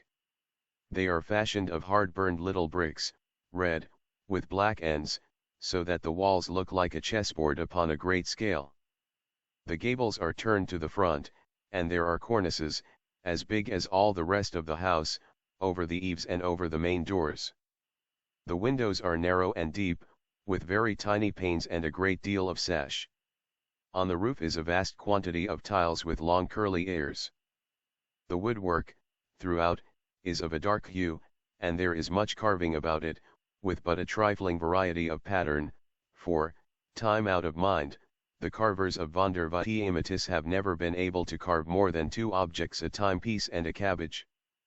But these they do exceedingly well, and intersperse them, with singular ingenuity, wherever they find room for the chisel. The dwellings are as much alike inside as out, and the furniture is all upon one plan. The floors are of square tiles, the chairs and tables of black-looking wood with thin crooked legs and puppy feet. The mantelpieces are wide and high, and have not only timepieces and cabbages sculptured over the front, but a real timepiece, which makes a prodigious ticking, on the top in the middle, with a flower pot containing a cabbage. Standing on each extremity by way of outrider. Between each cabbage and the timepiece, again, is a little china man having a large stomach with a great round hole in it, through which is seen the dial plate of a watch. The fireplaces are large and deep, with fierce crooked-looking fire dogs. There is constantly a rousing fire, and a huge pot over it, full of sauerkraut and pork, to which the good woman of the house is always busy in attending. She is a little fat old lady, with blue eyes and a red face, and wears a huge cap like a sugar loaf, ornamented with purple and yellow ribbons. Her dress is of orange-colored linsey woolsey, made very full behind and very short in the waist, and indeed very short in other respects, not reaching below the middle of her leg. This is somewhat thick, and so are her ankles, but she has a fine pair of green stockings to cover them. Her shoes of pink leather are fastened each with a bunch of yellow ribbons puckered up in the shape of a cabbage. In her left hand she has a little heavy Dutch watch, in her right she wields a ladle for the sauerkraut and pork. By her side there stands a fat tabby cat, with a gilt toy repeater tied to its tail which the boys have there fastened. By way of a quiz. The boys themselves are, all three of them, in the garden attending the pig. They are each 2 feet in height. They have 3-cornered cocked hats, purple waistcoats reaching down to their thighs, buckskin knee breeches, red woolen stockings, heavy shoes with big silver buckles, and long surtout coats with large buttons of mother of pearl. Each, too, has a pipe in his mouth, and a little dumpy watch in his right hand. He takes a puff and a look, and then a look and a puff. The pig, which is corpulent and lazy, is occupied now in picking up the stray leaves that fall from the cabbages, and now in giving a kick behind at the gilt repeater, which the urchins have also tied to his tail, in order to make him look as handsome as the cat. Right at the front door, in a high-backed leather-bottomed armchair, with crooked legs and puppy feet like the tables, is seated the old man of the house himself. He is an exceedingly puffy little old gentleman, with big circular eyes and a huge double chin. His dress resembles that of the boys, and I need say nothing further about it. All the difference is, that his pipe is somewhat bigger than theirs, and he can make a greater smoke. Like them, he has a watch, but he carries his watch in his pocket. To say the truth, he has something of more importance than a watch to attend to, and what that is, I shall presently explain. He sits with his right leg upon his left knee, wears a grave countenance, and always keeps one of his eyes, at least, resolutely bent upon a certain remarkable object in the center of the plain. This object is situated in the steeple of the house of the town council. The town council are all very little, round, oily, intelligent men, with big saucer eyes and fat double chins, and have their coats much longer and their shoe buckles much bigger than the ordinary inhabitants of Vonder. Botimitis. Since my sojourn in the borough, they have had several special meetings, and have adopted these 3 important resolutions: that it is wrong to alter the good old course of things. The devil in the belfry, that there is nothing tolerable out of Vonder Botimitis, and that we will stick by our clocks and our cabbages. Above the session room of the council is the steeple, and in the steeple is the belfry, where exists, and has existed time out of mind, the pride and wonder of the village, the great clock of the borough of Vonder Botimitis. And this is the object to which the eyes of the old gentlemen are turned who sit in the leather-bottomed armchairs. The great clock has 7 faces, one in each of the 7 sides of the steeple, so that it can be readily seen from all quarters. Its faces are large and white, and its hands heavy and black. There is a belfry man whose sole duty is to attend to it, but this duty is the most perfect of sinecures, for the clock of Vonder Botimitis was never yet known to have anything the matter with it. Until lately, the bare supposition of such a thing was considered heretical. From the remotest period of antiquity to which the archives have reference, the hours have been regularly struck by the big bell. And, indeed, the case was just the same with all the other clocks and watches in the borough. Never was such a place for keeping the true time. When the large clapper thought proper to say 12 o'clock, all its obedient followers opened their throats simultaneously, and responded like a very echo. In short, the good burghers were fond of their sauerkraut, but then they were proud of their clocks. All people who hold sinecure offices are held in more or less respect, and as the belfry man of Vonder Botimitis has the most perfect of sinecures, he is the most perfectly respected of any man in the world.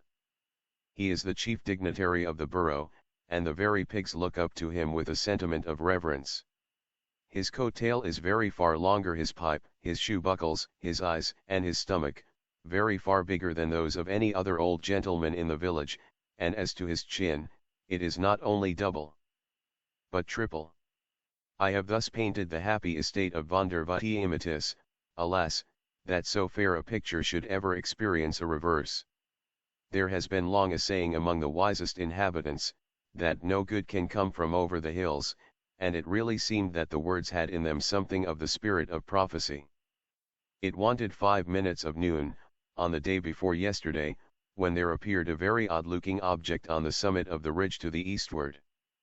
Such an occurrence, of course, attracted universal attention, and every little old gentleman who sat in a leather-bottomed armchair turned one of his eyes with a stare of dismay upon the phenomenon, still keeping the other upon the clock in the steeple. By the time that it wanted only 3 minutes to noon, the droll object in question was perceived to be a very diminutive foreign-looking man. He descended the hills at a great rate, so that everybody had soon a good look at him. He was really the most finicky little personage that had ever been seen in Vondervoetiematis. His countenance was of a dark snuff color, and he had a long hooked nose, pea eyes, a wide mouth, and an excellent set of teeth, which latter he seemed anxious of displaying, as he was grinning from ear to ear. What with mustachios and whiskers, there was none of the rest of his face to be seen. His head was uncovered, and his hair neatly done up in papillotes. His dress was a tight-fitting swallow-tailed black coat, from one of whose pockets dangled a vast length of white handkerchief, black kerseymere knee breeches, black stockings, and stumpy-looking pumps, with huge bunches of black satin ribbon for bows. Under one arm he carried a huge chapeau de bras, and under the other a fiddle nearly 5 times as big as himself. In his left hand was a gold snuff-box, from which, as he capered down the hill, cutting all manner of fantastic steps, he took snuff incessantly with an air of the greatest possible self-satisfaction. God bless me! Here was a sight for the honest burghers of Vondervoetiematis. To speak plainly, the fellow had, in spite of his grinning, an audacious and sinister kind of face, and as he curveted right into the village, the old stumpy appearance of his pumps excited no little suspicion, and many a burgher who beheld him that day would have given a trifle for a peep beneath the white cambric handkerchief which hung so obtrusively from the pocket of his swallow-tailed coat. But what mainly occasioned a righteous indignation was, that the scoundrelly popinjay, while he cut a fandango here, and a whirligig there, did not seem to have the remotest idea in the world of such a thing as keeping time in his steps. The good people of the borough had scarcely a chance, however, to get their eyes thoroughly open, when, just as it wanted half a minute of noon, the rascal bounced, as I say, right into the midst of them, gave a chasse here, and a balance as there, and then, after a pirouette and a pas de zephyr, pigeon-winged himself right up into the belfry of the house of the town council, where the wonder-stricken belfry-man sat smoking in a state of dignity and dismay. But the little chap seized him at once by the nose, gave it a swing and a pull, clapped the big chapeau de bras upon his head, knocked it down over his eyes and mouth, and then, lifting up the big fiddle, beat him with it so long and so soundly, that what with the belfry man being so fat, and the fiddle being so hollow, you would have sworn that there was a regiment of double bass drummers all beating the devil's tattoo up in the belfry of the steeple of Vondervoetiematis. There is no knowing to what desperate act of vengeance this unprincipled attack might have aroused the inhabitants, but for the important fact that it now wanted only half a second of noon. The bell was about to strike, and it was a matter of absolute and preeminent necessity that everybody should look well at his watch. It was evident, however, that just at this moment the fellow in the steeple was doing something that he had no business to do with the clock. But as it now began to strike, nobody had any time to attend to his maneuvers, for they had all to count the strokes of the bell as it sounded. 1. Said the clock. Von, echoed every little old gentleman in every leather-bottomed armchair in Vondervoetiematis. Von, said his watch also, Vonel said the watch of his vrouw, and Von, said the watches of the boys, and the little gilt repeaters on the tails of the cat and pig. 2. Continued the big bell, and do, repeated all the repeaters. 3. 4. 5. 6. 7. 8. 9. 10. Said the bell. 3. Thouer. 5. Sax. Seben. Eit. Neun. Den, answered the others. 11, said the big one. 11, assented the little ones. 12, said the bell. 12, they replied, perfectly satisfied, and dropping their voices. You indeed velvet iss, said all the little old gentlemen, putting up their watches. But the big bell had not done with them yet. 13, said he. Der Teufel, gasped the little old gentlemen, turning pale, dropping their pipes, and putting down all their right legs from over their left knees. Der Teufel, groaned they, 13. 13. Mein Gott, it is 13 o'clock. Why attempt to describe the terrible scene which ensued? All Vondervutiimitis flew at once into a lamentable state of uproar. Vot is cum die to main pelly, roared all the boys, I ben hungry for dis hour. Vot is cum die to main crowd, screamed all the vrows, it has been done to rags for dis hour. Vot is cum die to main pipe, swore all the little old gentlemen, Don. And Blitzen. It has been smoked out for dis hour. And they filled them up again in a great rage, and, sinking back in their armchairs, puffed away so fast and so fiercely that the whole valley was immediately filled with impenetrable smoke. Meantime the cabbages all turned very red in the face, and it seemed as if old Nick himself had taken possession of everything in the shape of a timepiece. The clocks carved upon the furniture took to dancing as if bewitched, while those upon the mantelpieces could scarcely contain themselves for fury, and kept such a continual striking of 13, and such a frisking and wriggling of their pendulums as was really horrible to see. But, worse than all, neither the cats nor the pigs could put up any longer with the behavior of the little repeaters tied to their tails, and resented it by scampering all over the place, scratching and poking, and squeaking, and screeching, and caterwauling and squalling, and flying into the faces, and running under the petticoats of the people, and creating altogether the most abominable din and confusion which it is possible for a reasonable person to conceive. And to make matters still more distressing, the rascally little scapegrace in the steeple was evidently exerting himself to the utmost. Every now and then one might catch a glimpse of the scoundrel through the smoke. There he sat in the belfry upon the belfry man, who was lying flat upon his back. In his teeth the villain held the bell rope, which he kept jerking about with his head, raising such a clatter that my ears ring again even to think of it. On his lap lay the big fiddle, at which he was scraping, out of all time and tune, with both hands, making a great show, the nincompoop of playing Judy O'Tlanagan and Paddy O'Rafferty.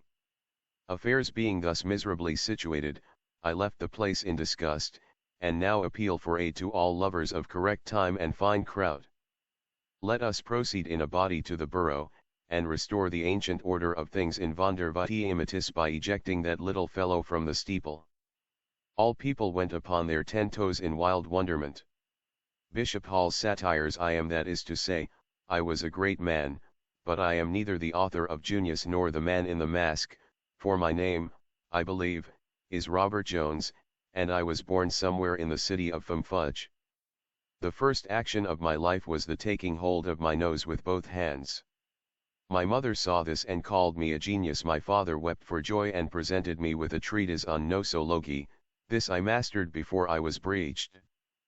I now began to feel my way in the science, and soon came to understand that, provided a man had a nose sufficiently conspicuous, he might, by merely following it, arrive at a lionship. But my attention was not confined to theories alone. Every morning I gave my proboscis a couple of pulls and swallowed a half-dozen of drams. When I came of age my father asked me, one day, if I would step with him into his study. My son, said he, when we were seated, what is the chief end of your existence? My father, I answered, it is the study of nosology. And what, Robert, he inquired, is nosology?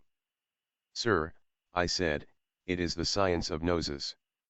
And can you tell me, he demanded, what is the meaning of a nose? A nose, my father, I replied, greatly softened, has been variously defined by about 1,000 different authors. Here I pulled out my watch. It is now noon, or thereabouts. We shall have time enough to get through with them all before midnight.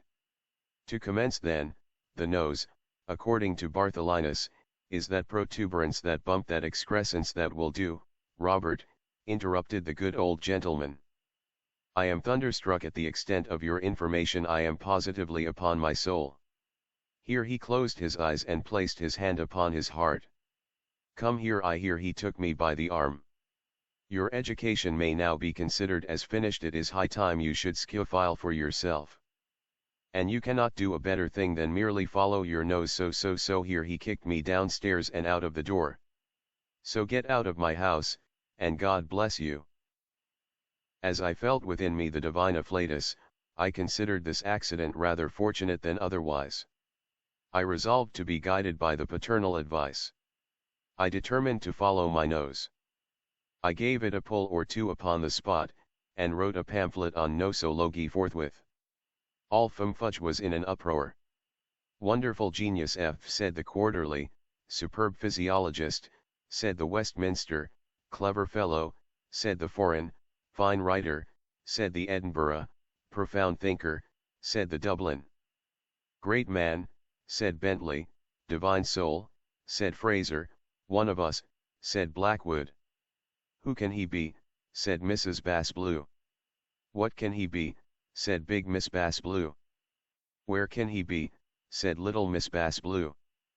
But I paid these people no attention whatever. One just stepped into the shop of an artist. The Duchess of Bless My Soul was sitting for her portrait, the Marquis of So-and-so was holding the Duchess Poodle, the Earl of this and that was flirting with her salts, and His Royal Highness of Touch Me Not was leaning upon the back of her chair. I approached the artist and turned up my nose. Oh, beautiful, sighed her grace. Oh my, lisped the Marquis. Oh, shocking, groaned the Earl. Oh, abominable, growled His Royal Highness. What will you take for it? Asked the artist. For his nose-piece, shouted her grace. £1,000, said I, sitting down. £1,000, inquired the artist, musingly. £1,000, said I. Beautiful, said he, entranced. £1,000, said I. Do you warrant it? He asked, turning the nose to the light. I do, said I, blowing it well. Is it quite original? He inquired, touching it with reverence. Humph, said I, twisting it to one side. Has no copy been taken? He demanded, surveying it through a microscope. None, said I, turning it up. Admirable, he ejaculated, thrown quite off his guard by the beauty of the maneuver. £1,000, said I. 745. £1,000, said he. Trdce, said I. £1,000 v, said he. Just so, said I. You shall have them, said he. What a piece of virtue! So he drew me a cheque upon the spot, and took a sketch of my nose.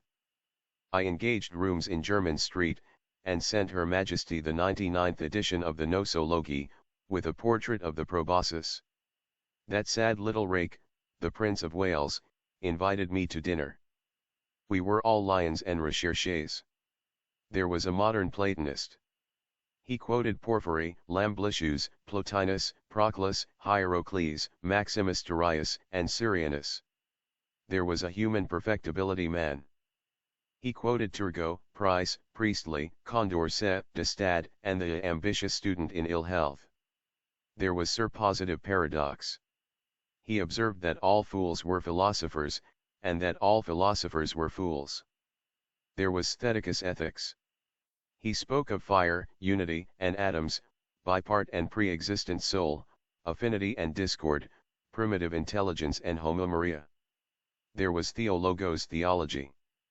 He talked of Eusebius and Arianus, heresy and the Council of Nice, Puseyism and consubstantialism, hotnogios and homoioisios. There was fricassee from the Rocher de Cancale. He mentioned muriton of red tongue, cauliflowers with velouté sauce, Ville de la Sainte Manhoult, marinade de la Saint Florentin, and orange jellies and mosaics. There was Bibulus au Bumper. He touched upon Latour and Marc Brianin, upon Mosser and Chambertin, upon Richbourg and St. George, upon Haubrion, Leonville, and Médoc, upon Barac and Praynac, upon Grave, upon Sauternes, upon Lafitte, and upon St. Paris. He shook his head at Clos de Vougiat, and told, with his eyes shut, the difference between sherry and Amontillado. There was Signor Tintintintino from Florence. He discoursed of Cimabue, Arpino, Carpaccio, and Argostino, of the gloom of Caravaggio, of the amenity of Albano, of the colors of Titian, of the prose of Rubens, and of the waggeries of Jan Steen. There was the president of the Fumfuge University. He was of opinion that the moon was called Bendis in Thrace, Bubastis in Egypt, Diane in Rome, and Artemis in Greece. There was a Grand Turk from Stamboul. He could not help thinking that the angels were horses, cocks, and bulls, that somebody in the sixth heaven had 70,000 heads, and that the earth was supported by a sky-blue cow with an incalculable number of green horns. There was Delphinus Polyglot. He told us what had become of the 83 lost tragedies of Aeschylus, of the 54 orations of Isaeus, of the 391 speeches of Lysias, of the 180 treatises of Theophrastus, of the 8th book of the conic sections of Apollonius, of Pindar's hymns and dithyrambics, and of the 45 tragedies of Homer Jr. There was Ferdinand Fitzfossilis Feldspar. He informed us all about internal fires and tertiary formations, about aeriforms, fluidiforms, and solidiforms, about quartz and marl, about schist and schorl, about gypsum and trap, about talc and calc, about blende and hornblende, about mica slate and pudding stone, about cyanite and lepidolite, about hematite and tremolite, about antimony and chalcedony, about manganese and whatever you please. There was myself. I spoke of myself, of MJ self, of myself, of myself, of nosology, of my pamphlet, and of myself. I turned up my nose, and I spoke of myself. Marvelous clever man, said the prince. Superb, said his guests, and next morning her grace of bless my soul paid me a visit. Will you go to Almack's, pretty creature, she said, tapping me under the chin. Upon honor, said I, nose and all, she asked. As I live, I replied. Here then is a card, my life. Shall I say you will be there? Dear Duchess, with all my heart. Pshaw, no. But with all your nose. Every bit of it, my love, said I, so I gave it a twist or two, and found myself at Almack's. The rooms were crowded to suffocation. He is coming, said somebody on the staircase. He is coming, said somebody farther up. He is coming, said somebody farther still. He is come, exclaimed the Duchess. He is come, the little love. And, seizing me firmly by both hands, she kissed me thrice upon the nose. A marked sensation immediately ensued. Diavolo, cried Count Capricornity. Dios guarda te, muttered Don Stiletto. Mil toneresra, ejaculated the Prince de Grenouille. Tus and Teufel, growled the Elector of Bloodenough. It was not to be borne. I grew angry.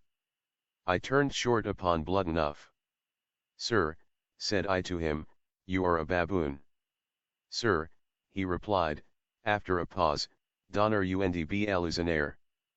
747. This was all that could be desired. We exchanged cards.